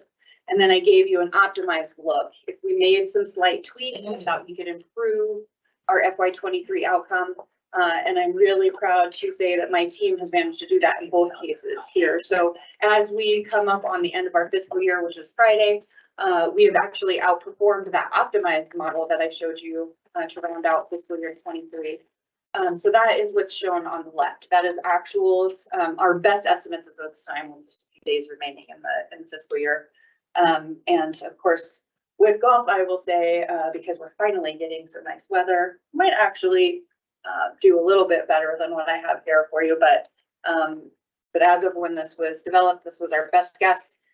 And so we are looking at 115% almost cost recovery for the golf course, which our goal is 110%. And the optimized model that I showed you just reached that goal of 110%. So it's doing a little bit better there. On the right, the FY24 rate adjustments actually shows what we are budgeted to achieve in FY24. So fiscal year starting in July on the 1st. And so you can see that as we are currently budgeted, we are looking to achieve about the same, about 114% cost recovery, which is again, a little bit better than our goal of 110%. And so where I really want to focus a majority of our attention this evening is on this new sort of graph where we're trying to demonstrate to you what we think the impacts will be of implementing all of the strategies that we shared with you before over a period of time. And so we really feel like, you know, by implementing, for instance, our Club Caddy software, which is actually an implementation that is already complete, and strategies like that, in the fiscal years to come, we will be able to improve our subsidy position even more. In the case of golf course, over 130% by the end of the FY28 year. And so this is a dynamic model. I'm happy to show you what it means if we were to implement none of these. Right now, it's showing what it would mean to implement them all in the year that we are kind of proposing as a long range plan. I would say that these strategies that are listed here do mimic what you probably read in your memo. Some of them have been tweaked ever so slightly as we sort of dove into this even further. But I want you to pay close attention to the bolded items, which indicate things that will require capital investment. And some of the larger investment items certainly would be capital that may be required from outside of the fund reserves. So hopefully you read in an info packet recently that we are on a good positive track in terms of utilizing golf fund reserves to purchase a lot of our small equipment needs and take care of our own operation in terms of our mowers, our light duty pickup trucks, some of the tools and equipment that we need to operate the golf course. It's the larger capital items that we still need some support from one cent and other funding sources to accomplish. And so when we talk about doing renovations to the 19th hole, some of that could certainly be handled by golf course reserves. Some of it, depending on how major of renovations we're talking about, may require some additional capital investment. When we talk about pond dredging, while I'm still going to contend that we don't need $750,000 worth of pond dredging, we can reduce that quite significantly. That will also be one that will likely require maybe some investment from the reserve fund, but also some investment from other sources. And so replacing our golf fleet. So you'll notice that our outcome year is FY29, which kind of goes beyond our 5-year forecast, which is why you see no impact there. But I just want to make sure that it's very clear that we are on target. We have a plan to put money away from reserves each year so that we can fund our own cart fleet replacement when the time comes to do that in about FY29 or 30. So I just want you guys to feel confident that we have a plan in place to be able to fund that $400,000 to $500,000 investment on our own, because we're actively saving for that within the fund. The clubhouse, of course, is a whole different discussion and one for a future day, I think, since we're projecting it out. So Lynn, where does it show that you're putting money away for the golf cart fleet utilizing that? Because I see that as 0. Sure, Mayor. In this presentation, it's not showing because what you're showing in all of the columns is our anticipated increase to revenue from that. And that golf cart, our next golf cart fleet replacement that will be funded by the reserve fund won't happen until 29 or 30, which goes out beyond this graph is showing. So it is not shown here. The way that the current fleet that we are purchasing will be able to boost revenue, and that is showing on here, is by the advertising that we can sell through the GPS enabled carts. That's this line right here, this line right here. We think it will take some time to reach the maximum value of that potential advertising. And so tried to remain very, very conservative in our estimates. And so you'll know all of these little red comments were notes that I could share with you if you're interested in how we sort of came up with what the estimate would be. And I could say, I want to introduce, if you don't notice, Randy Norvell, our parks manager. So he is the manager over the parks division, which includes Hogadon and golf. And so he's here to help answer any questions that you may have. But We poured over this for the last several weeks, making sure that we felt like we were coming to you with very attainable, very realistic, very conservative estimates of what we could accomplish through the strategies over time. In your complex search, have you hired someone? Excellent. To a golf pro out of Springs, and he accepted, and we anticipate a start date of July 20th. Congratulations. Thank you. Very exciting. It was a long search, but we did not want to settle. We needed to make sure that we brought the right person to the community, and I think we found that person. Amber, do you have something? I do have a question, yeah. Yes. So for all these projects that are bolded and will require capital investment, have you done the analysis on what the different like break-even points for each of those investments would be? Like how long before we're improving the revenue picture after those investments? Mayor, Counselor, that's the question. So we have done some return on investment analysis on some of the smaller items. And we did that in conjunction with our 5-year capital plan. So you'll recognize a lot of these are in the golf course 5-year capital plan that was presented as part of the budget this year. We still need some fine tuning for sure. We need to engage some contractors and some other experts to help us with better estimates so that we can really get to what that return on investment looks like. But we've definitely started that process, and we'll continue to bring information to you as we have it.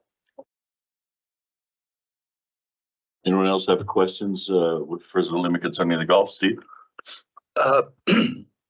Basically, for some of the questions that were just asked, it sounds like we need to get Pete involved to make up one of those spreadsheets of the reserve account that shows where you think your operating costs are going to be, where you think your revenue is going to be, and then we can plug in those numbers that we're talking about to see if your rates, and so we can see the need where the rates need to be and know that we're building the accounts to where we can make those replacements, similar to what we've done with the landfill, to where we know, did I get that right? Balefield landfill, anyhow, where we know we're gonna be opening and closing cells. We know that we have to have a sawtooth reserve account, and I think that's something that would help out some of the people here. Not trying to micromanage, but based on a couple of the questions that I just heard, I think that would help a bunch of us out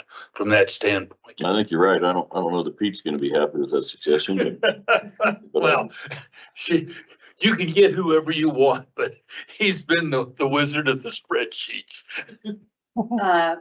Mayor, councilors, we can absolutely do that. And honestly, we're talking a very simple add to the graph that exists.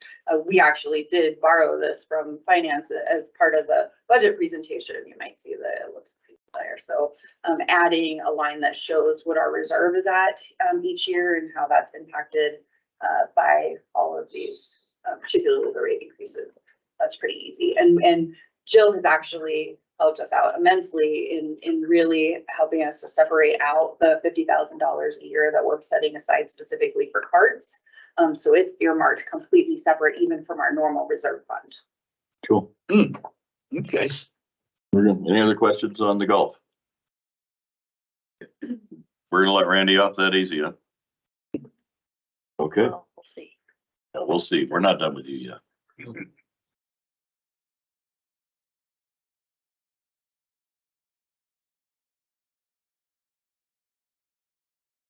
Sort of the same with Ogadon. This was a conversation we actually had last fall. And so excited to report here that we, of course, had a phenomenal snow season, and that is not lost on us, that really both of these operations are very weather dependent and could fluctuate quite a lot. Why some of the strategies that we're employing really aim to sort of bolster our season pass sales and revenue, because that's really the backbone of our revenue source. And when people purchase season passes, they're really taking on the risk on whether the weather is going to be conducive for that season or not. But when we add appropriate value to those passes, it's worth it for them to take that risk. And so that's really what we're trying to do in both of these cases.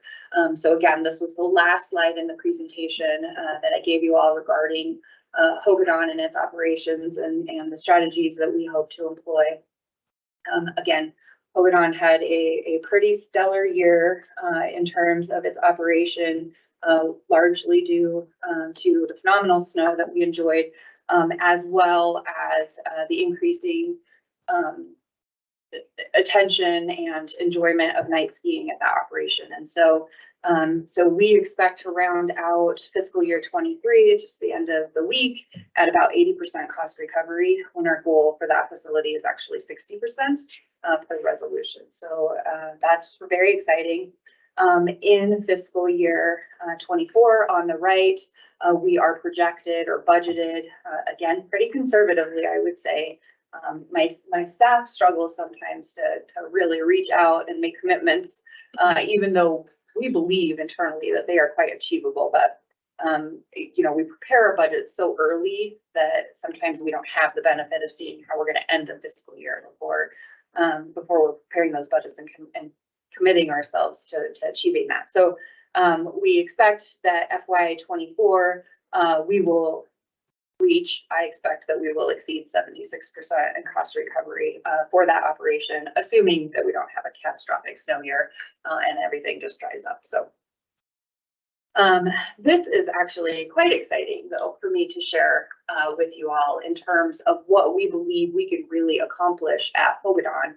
And this one, you may be a little bit more interested in you know, me showing you some of the dynamic features of the spreadsheet, because as you can see, we're indicating that with the appropriate capital investment, we could be darn close to self-sufficient by FY28 for this operation. So again, the bolded items are items that would require capital investment. All of these capital items have been included in our 5-year capital plan for Hogadon.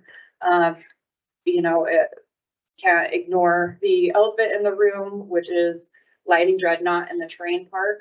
You may recall that we in conjunction in very close partnership with the Hogadon Night Skiing Project, did apply for an ARPA outdoor recreation grant back in October of last year. We're supposed to know by December of last year if we were successful in getting that grant, and then they pushed that date out to January and then to February, and here we are end of June, and we still do not know if we were successful in getting that grant. But that grant was to light Dreadnought in the terrain park, cover 100% of the costs. It was a 10% match requirement that the night skiing project was going to provide. So zero city investment, but we just don't know what our success was yet with that grant. So several $100,000 project. If we had to come up with the funding on our own, it has significant impact, I think, over time to what we can accomplish at Hogadon. We really believe if we could light Dreadnought and light the terrain park, that we would improve our night skiing revenue by about 25%. Dreadnought is by far the most popular run at Hogadon, and we have indications from schools throughout the state that if we lit that run, they would bring races to Casper to race at night. It's a benefit to the school districts to do that so that they're not traveling their students on weekends. And so there's a lot of interest, and we think even probably just through tournaments, we could bolster that revenue by that 25% mark. So that is our most aggressive projection.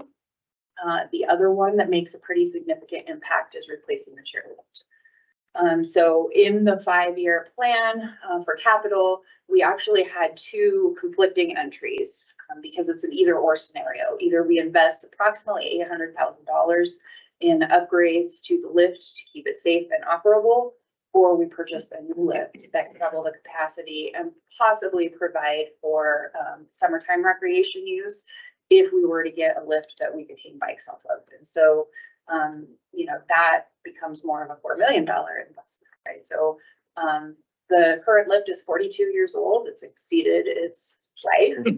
The average life is about 30 to 35 years for a lift. And so we're proud of the longevity, and we continue to throw resources at it, and it is safe. Absolutely, it's safe. It's audited by our insurance. We have staff that is well-trained and certified to maintain it.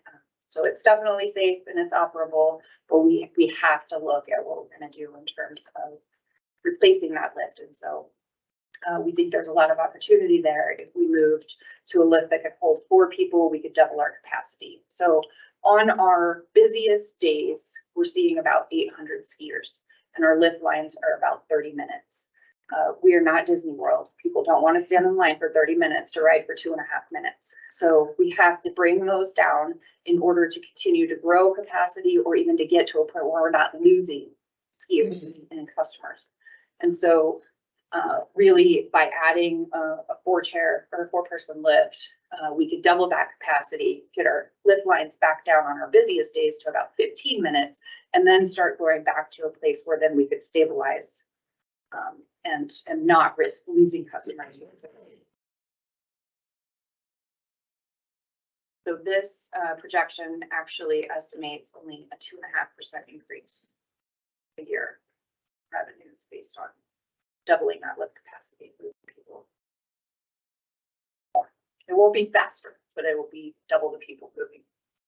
I just want to say I'm a strong advocate for that right there, is because being a ski instructor at Hogadon, that is horrible. Waiting in that line, especially when we have a school group on top of races going on, that line gets obscene and it's hard. We have the ski patrol or the lift operators make a special line for us, but even then it's hard because sometimes as an instructor you take 3 kids down or so, you know, that are small and they can't necessarily ride that lift on their own, and so you're waiting for another parent or an adult to come with, but you're in a private lesson, and so you're saying, oh, you're an adult, hey, do you mind, you know, taking a kid up with you so he doesn't fall out? I mean, that's essentially what we're doing because these kids are smaller and they only come up to here sometimes, you know? So having a larger seat and more, getting people up the hill a lot faster would definitely help. You said everything perfect. I mean, it is a deterrent when locals who have passes and they know that there's a race going on for the high schools or we have lessons, all that, they don't even come up there and they get frustrated that they're waiting there for that long, so then they just don't go, and then that's, like you say, money that they're wasting because they're not utilizing what they spent the money on. So I'm an advocate for doing something in this, and then also with the bikes in the summertime use, there's so many mountain bikers and fat fish racers, everything else that would love to utilize that. All I'm saying. The clubhouse gets really tight when that many people are up there as well. But yes, the ski lifts is where I'd like to see that go. Or Do you include your revenue as your summer rentals, your weddings, your things like that? Because I noticed in your improving your subsidy improvement, I didn't really see anything. Mayor, so the revenue is shown under OBG 360 because as our food and beverage provider, they also handle all the rentals for weddings. Oh, gotcha. So you may recall, even in recent years, we may have gotten $5,000 from them. In FY23, we're expecting 37,000, and FY24 we budgeted 40. And that, you know, we are almost at capacity in terms of weddings. We're booked every weekend up there for weddings, but there definitely is opportunity, I think, to bring people up, you know, during the week for various events and different things. And so right now that growth is not shown, but we do think that if we can get mountain bikers and other summer youths up there, that is another way that OBG's food and beverage offering could improve, which of course then just feeds into ours. Sure. Thank you. Kyle? Thanks, Bruce. Thankfully, I'm thrilled with all the cost recovery, you know, doing better than projected and everything. Totally love all the ideas. One of the things I didn't see, you spoke a lot about night skiing. I didn't see a recommendation to expand the hours of the days of night skiing. Is that a deliberation that was had? Just curious to learn more about that.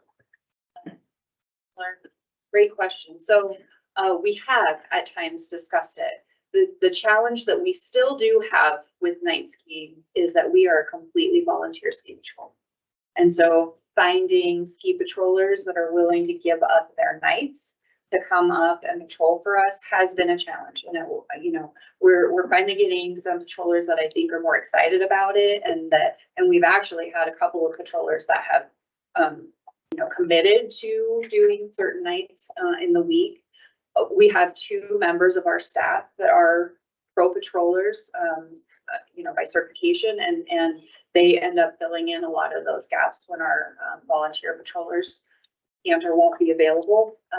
But so that becomes the challenge, filling more than 2 nights a week. And actually we're at 4 nights a week right now because the high school team and the club team train on Wednesdays and Thursday nights. So they're training Wednesdays and Thursday nights. We're open to the public Friday, Saturday nights. And so filling in, those other days, or extending those Wednesday, Thursday nights beyond, I think they go up to 6, right? 6 or 6:30 for club training. Yeah, it's not 6:30. Yeah, so extending that out to 8, we would just have to feel a little bit better about the commitment from the ski patrol before I could in good conscience recommend that as an option. But the flip side of that being that if we felt like it was a worthwhile endeavor from a financial standpoint, we could look at staffing patrollers. And we've kind of talked through some of that stuff. So those ideas are ever evolving. This isn't set in stone and we're going to implement this or nothing. We will continue to look at strategies. My ambivalence right now about expanding the nights for night skiing is just having enough patrollers to make it safe. Paul, if I could. Sure. Thank you for that. I guess I would just ask that you let us know as a group what we can do to bolster the public messaging. If expanding on night skiing is just contingent upon you not having the staffing and volunteering you needed, I would be more than happy to consider anything we can provide in the way of increasing our public messaging or just personal lobbying. I'm happy to go shout from the rooftops that more people would just volunteer to be ski patrollers. We could expand our night skiing service. So I guess just keep us in the loop on any sort of support you could use to. Do you ski, Vice Mayor? Not anymore. Oh, I was gonna say, you'll ride a bull, you'll patrol. Got old knees. If you don't mind, just a huge shout out to our volunteer patrol team. They are phenomenal. They do a great job, and we could not run an area. Yeah, they're integral, right? I mean, you've got to have them. And their numbers are growing. We are seeing some increases in interest, and but they are well certified. They're very professional. They get anything out of it? Do they get like a free season pass or They anything? do get free passes by their contract. There are some other benefits. Obviously, in their volunteer capacity, they're still working for us. So if they were injured, they would be covered by workers' compensation while they're patrolling actively for us. We also offer some counseling benefits. Sometimes they come across some gruesome accidents, and that could take its toll too. So we do try to offer some other benefits, but they absolutely get a pass. Awesome. Well, we're thankful for them. Yes. Pardon? They should get a. Stop, Jenna. We have tried to expand the restaurant hours so that they can. Stop. You're trying to spend money. Let's get this subsidy where we need it first. Goodness sakes. Internet is horrible up there. It looks like they're working on that too. I saw that in there that they were gonna boost cell signal up there to make the experience better. So, all right. Any questions for Zulema concerning Hogadon? No? Sorry? Did a good job. Yeah, very nice presentation. Thank you. Do you have anything else?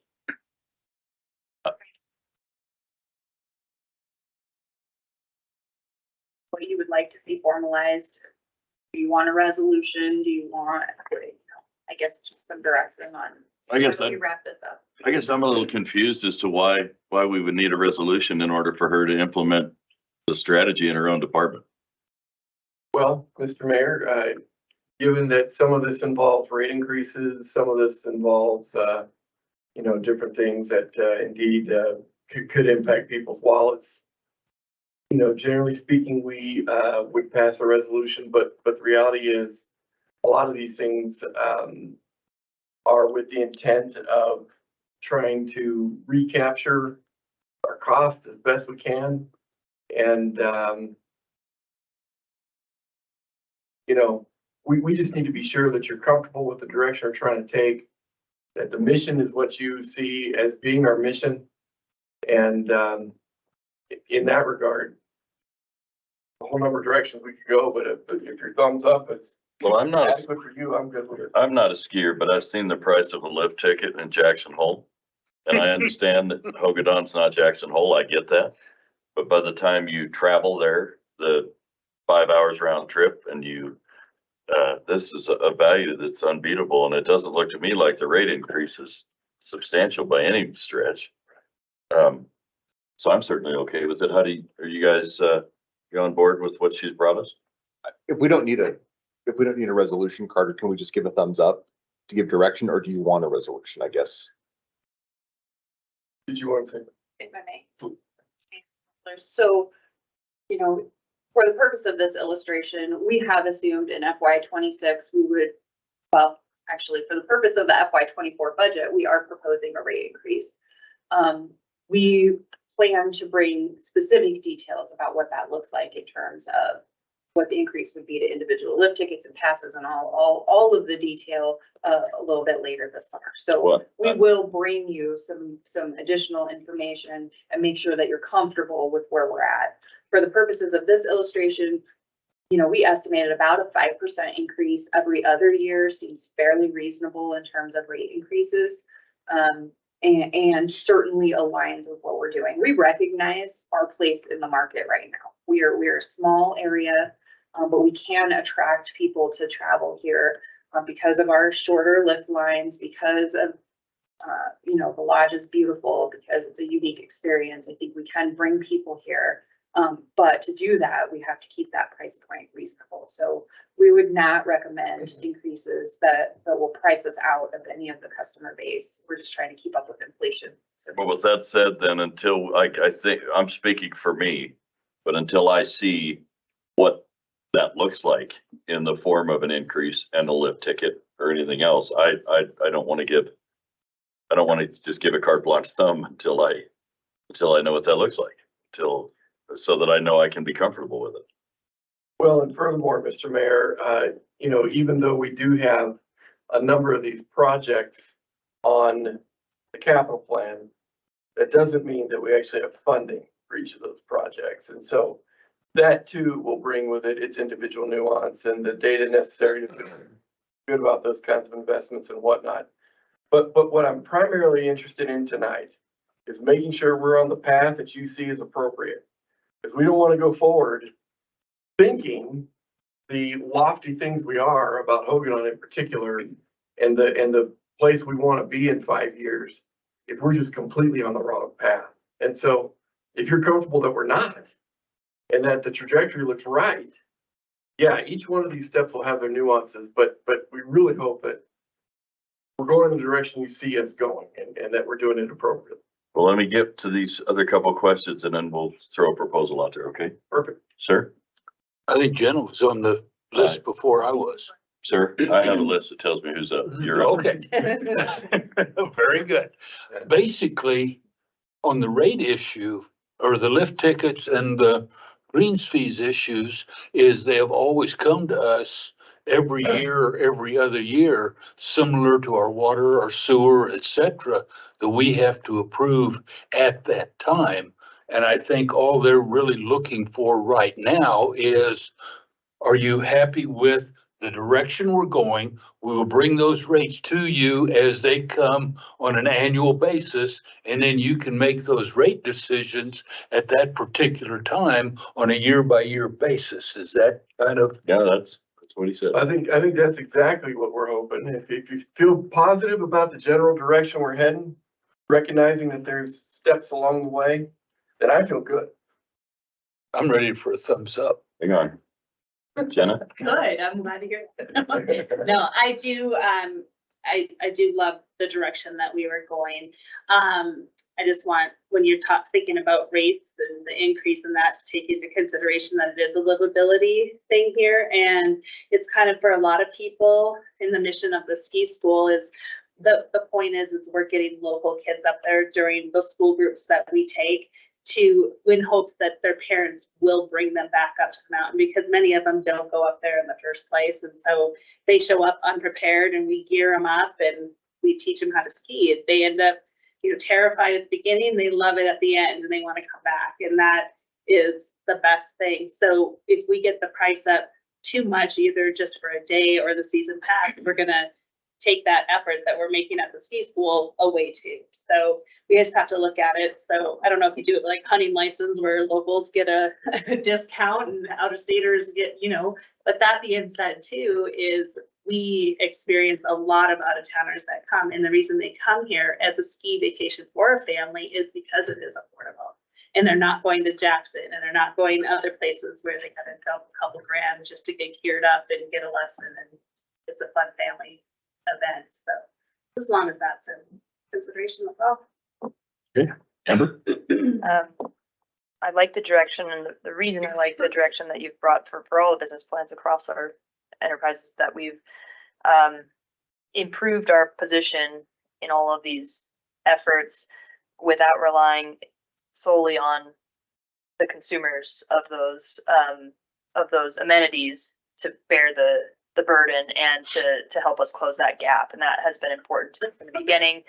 We are trying to keep these as low cost amenities for our constituents, and you've brought, rate increases are a small piece, but there's a much broader plan at play here where we're, keeping those as reasonable as possible and relying on other areas to reduce costs and increase our revenues, and being creative about how we're doing that. So for that reason, I'm very enthusiastic about. I'm thrilled to see that there's a possibility that we might be looking at closing the subsidy gap entirely at Hogadon over the next few years. I think that's a huge win.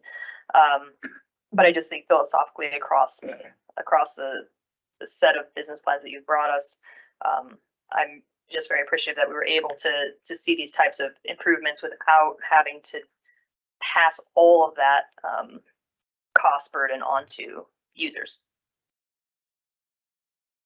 Well, let it be said, you've done a fantastic job since you've taken this position.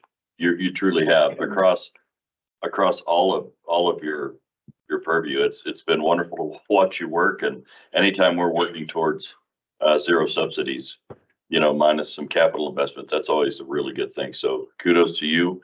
So I guess the direction I would offer with a thumbs up would be that they are on the right track. That is kind of where we want them to head. It does fall within our council goals, our livability, our sustainability. So with that, I'll ask you for your thumbs up and we'll allow them to continue on. There you go. Yes, sir. Thank you, Zalima. Fire station number 3, roof. Randy, I'm sorry we didn't even bug you tonight. I feel like you were cheated. I feel like you were cheated. So what I'm gonna do is put that in my memory bank and we're gonna hammer you one of these days on something. All right. Perfect. Perfect. Okay, sir. Fire station number 3, roof. Mr. Mayor, councilors, this is another one of those items that we warned you about as it relates to having a project that we view as being very critical, but is outside the scope of the available funding to make happen. And so tonight, we are suggesting that this project move forward.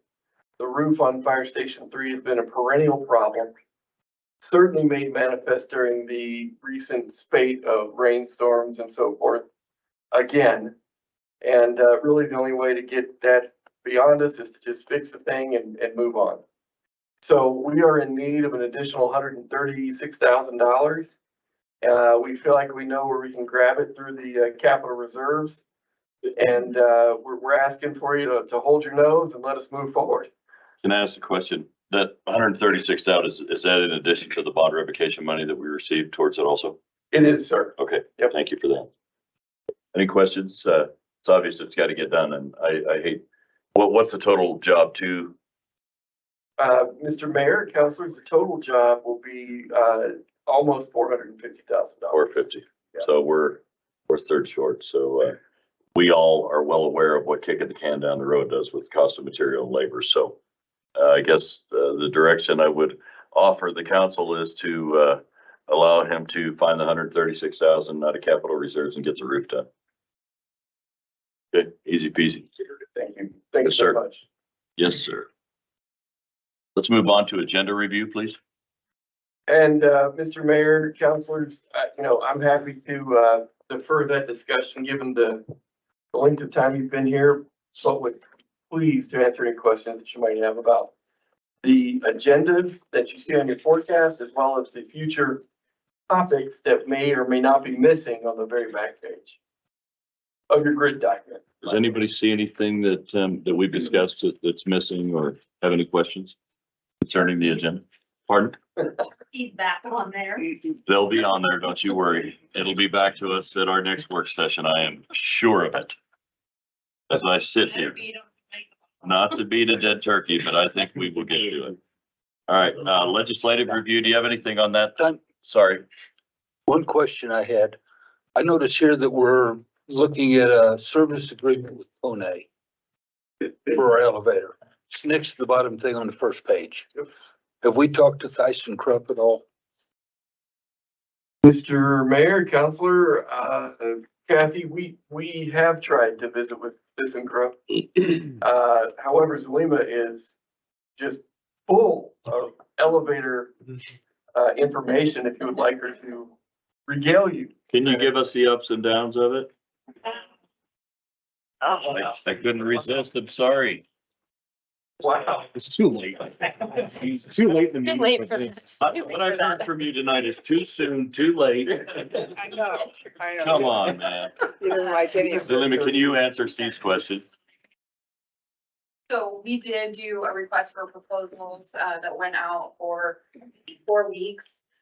We received 2 proposals, one from Kone, one from ThyssenKrupp.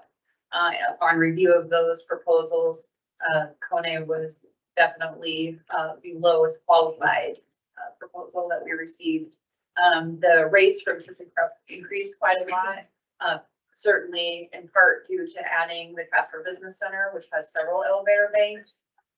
But we feel like Kone is definitely well equipped to take care of our needs, or at least as indicated in the proposal, and we'll move forward that way. But it was a formal proposal process, as you would expect us to do.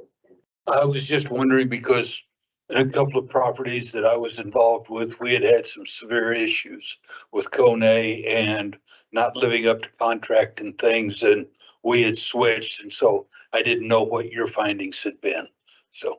Also, just to add a little bit of history, so historically, we were with Kone as our provider for elevator service, and we started having some challenges with them and their responsiveness, primarily due to some local and regional turnover that they had in their staffing. And so 5 years ago, we chose to go out to RFP, and that's when ThyssenKrupp came back with their proposal.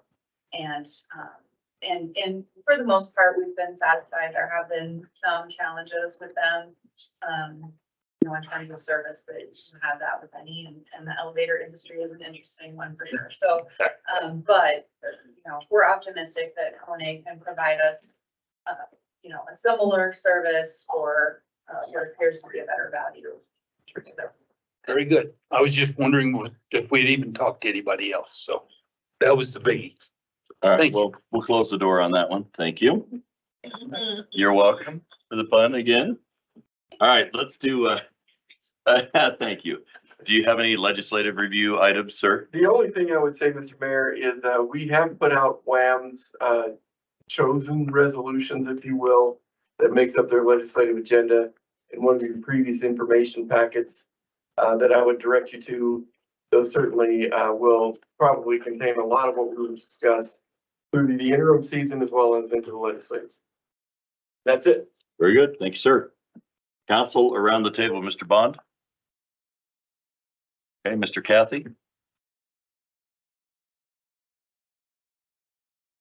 Don't look like I've got anything either. All right, thank you, sir. Counselor Haskins. We're killing it. I don't have anything to report, but I will do friendly reminder, fireworks in city limits is a big no-no. Fireworks at the event center, Ford Wyoming Center, 4 to 10 on the 4th of July. Thank you. Counselor Pollock, freshly back from Asia. Yeah, I jumped right into a Metro Animal Task Force meeting the very next day after returning back.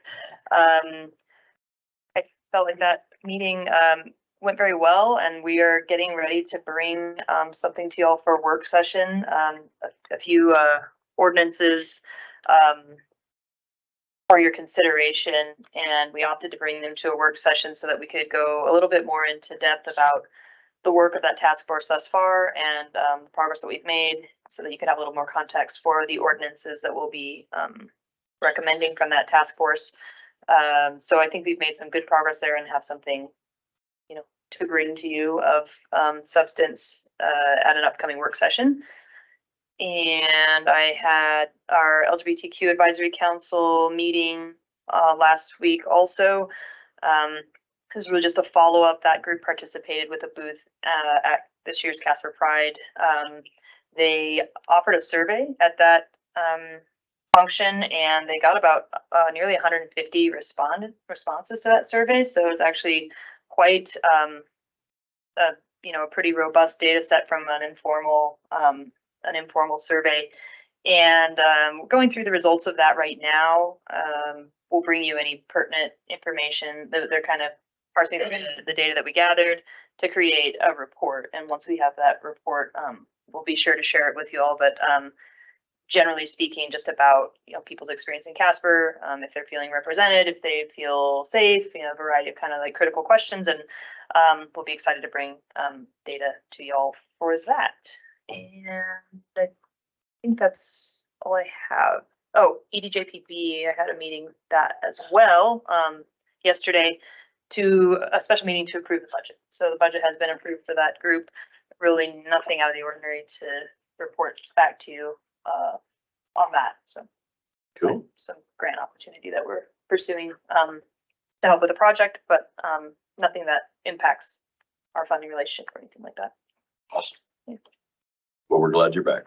Glad to be back. Done it? Yep. Okay. Counselor Jensen? Yes, I got like 6 things. Oh my, what? I know. I'm moving long-winded. So first out, wanted to say congratulations for some of the recent promotions that CPD has had. And so the TFO agent Michael Paschke and Detective Chris Henry, I saw the note that said they got promoted to sergeant. Jeremy Tremmel to police captain, and investigation sergeant Seth Wheeler promoted to rank lieutenant. So congratulations and good luck to all of them in their new responsibilities. Another one is CNFR had it first ever sold out on Saturday night for the performance.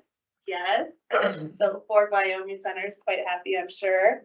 The Fort Casper is looking for some vendors and the food trucks for Casper Collins Days, which is on July 22nd. So get a hold of them if you have that service. They also have a new exhibit called the Virginian that's just new and coming out. So I forget the author and what it was played on, a novel, I believe. So go check out their new exhibit. This is a good one. Visit Casper's sends influencers to Casper to check out our city and promote it. And one of the best things, Casper was mentioned as one of the best places to travel in July. And this is in the Thrillist magazine. So we are good, but most of all, they mentioned the National Historic Trail Center and how all the 4 trails converged here. So we're the only place in the US that has happened. So they highlighted us over there, which was awesome. I wanted to went to the municipal band last Thursday. It was great. They sounded awesome and there was a big crowd, so that was good. I wanted to say a special thanks to Kyle, our fellow Rotarian here, for bringing Amber along from her trip back in Asia to Taiwan when she learned, was a trade that they do is when you go there, it's about gifting and whatnot. So what she had received as a gift was a pin for Rotary from their Rotary, and it was presented to our Rotary Club here in Casper. So that was really special and meant a lot. So thank you both for that. And Kyle is the one that brought her. So it was Kyle's gift. She offered. I'm not a member, so he got me in the door. Yeah. And paid for your meal. Yeah. Well, I owe him. It's fine. Right. Yeah. Let's see, the last thing I have, I think, is had an old Yellowstone district meeting, and I'll leave it at that and let Kyle explain because he's the chairman. Mr. Gamroth? Thank you. I missed an opportunity to ask Brad about this earlier, but folks might have seen a news article this morning that they just purchased, the rescue mission that has purchased the old Mimi's house. And I believe the intent is to continue housing homeless youth. And so maybe something to keep in mind. Sounds like, Mayor, you're going to be there tomorrow. I'm very bummed. I think I'm going to miss it. I think I'll be out of town for work. I hate missing those sorts of discussions. So you'll have to fill me in, but maybe a good topic of conversations to that meeting. As Amber mentioned, we had a Metro Animal Shelter Task Force meeting last Wednesday. I thought it was really productive. We spoke to an attorney that's contracted by Best Friends. It's an animal advocacy group. She had some recommendations for how to refine our ordinances that I thought were good. We spoke about logistics of implementing a TNR program and stuff. And so again, there'll be some recommendations that come to us, and we'll have the opportunity to talk about that a little more at length in the near future. And thank you to now Captain Tremmel. He's our PD liaison to that. He does a really good job. So I was excited to see his promotion among the other ones. And then, yeah, we had an Old Yellowstone District meeting yesterday. Not much in the way of updates other than the, Jeffree Star's Makeup and Meat retail outlet announced their opening July 14th. Sounds like it's going to be an all-day affair. They have lots of staff and volunteers getting lined up to help manage what I expect, and I think they probably expect to be a pretty large crowd. Sounds like there's going to be people from, I know there's a lot of folks locally that are interested in it, but also I think there's going to be definitely some tourism aspects to it. Folks coming from potentially even other states to come, see the opening of this. It sounds like they're in talks with a rock band that is thus far unnamed, but again, it sounds like it's going to be quite the deal. Going to close Yellowstone Highway and David Street for the day. Going to serve yak related food items, and they have a partnership with Blacktooth to do some beer brats and stuff. So it's going to be quite the event. I guess keep an eye out for further details as we get a little closer. Again, that's going to be here in about 2 weeks. On the topic of Old Yellowstone District, I wanted to thank. Yeah, so I mean, there are volunteer opportunities. So I guess if you're interested in volunteering that day to help manage the crowd, pick up trash, I imagine you could probably reach out on their Facebook page or something like that. If you'd like to volunteer for that event, sounds like you get a shirt and maybe some other small gifts as a return for your service. So if you're interested, reach out, I imagine through Facebook and David Street, maybe the group. So yeah, Kevin Hawley at David Street, or those folks are helping to facilitate that. I wanted to also thank our volunteers. Liz Becker is not here, I don't believe, but she does a great job coordinating volunteers. The Old Yellowstone District, that board is super engaged. I'm on lots of different boards. That really is, I think, the most engaged board I'm a part of.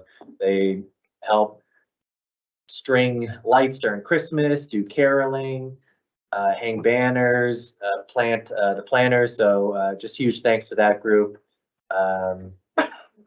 They volunteer a lot. That's all I got. Thanks. Thank you, sir. Vice Mayor. Just have Homeless Coalition meeting tomorrow. We're meeting on talking about the opiate settlement, I think on Thursday, and then mayor and vice mayor quarterly meeting on Friday. With the judge. With the judge. And the attorney, I believe. Yep.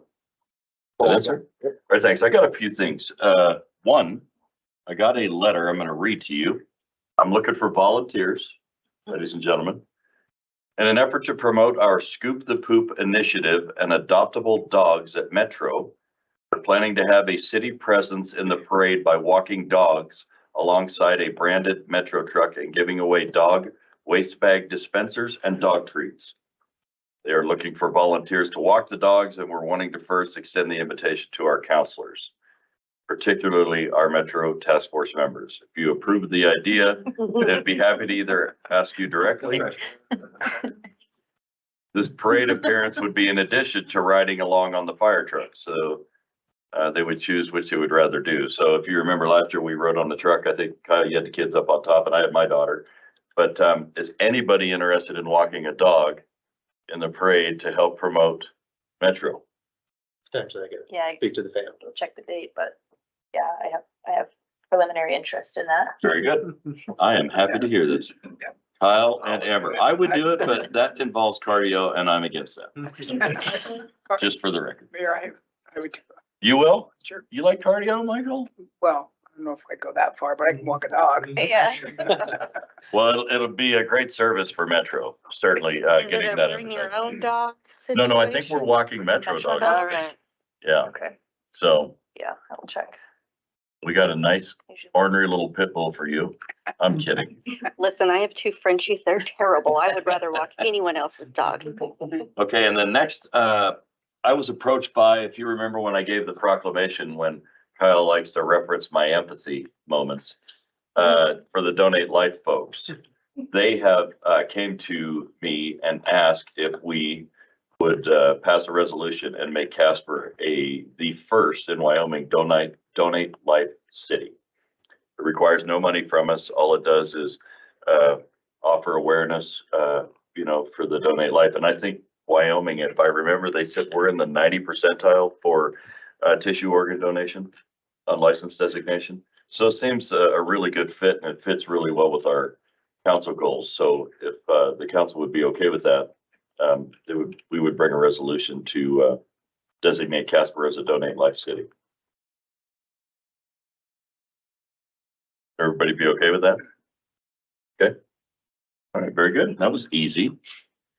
Okay, lastly, the CNFR was an absolute hoot this year. They broke records from last year, which had broken records. It's such an amazing event. It just keeps drawing more and more people. And it's the best collegiate athletes in the country. And it's, and Casper puts on a show, and the folks that actually Jim Dewey, the guy that runs it, just can't say enough about the city of Casper, our facilities, our people. It's just a wonderful thing for the city of Casper, and it generates a lot of money for our community. Not so much for the city of Casper. I think we ascertained of the $4 million it brings into our community, I think the city nets about $12,000 from the entire thing. But what it does do is it provides major income boost for all of our constituents and their businesses and the owners of those businesses. And so it's a really good thing. And that's a perfect example of why we subsidize Ford Wyoming Center for that very item. And if I'm correct, I believe ground has broken on the Wyoming Sports Ranch. Is that right? I think so. So 130 some thousand square feet under roof. That's just so exciting. And that's going to help our city so much, bringing people. Congratulations, like Jenna said, to the police department, Captain Tremel, Floor. Congratulations to you and your husband. It's a wonderful thing. I think, tomorrow I'm going to my first homeless meeting and a coalition meeting, and I am very excited about that. I think there's a lot of great minds. I think we will prevail. I think it's just going to take a little bit of time. So with that said, next Tuesday night, we have our next Wednesday night, we will have our regularly scheduled city council meeting, as Tuesday falls on the 4th. And so we will come together on the 5th Wednesday for our regularly scheduled city council meeting. So I will see you folks then. Until then, enjoy the weather. Have a great week. May Seattle leave us alone in all this rain.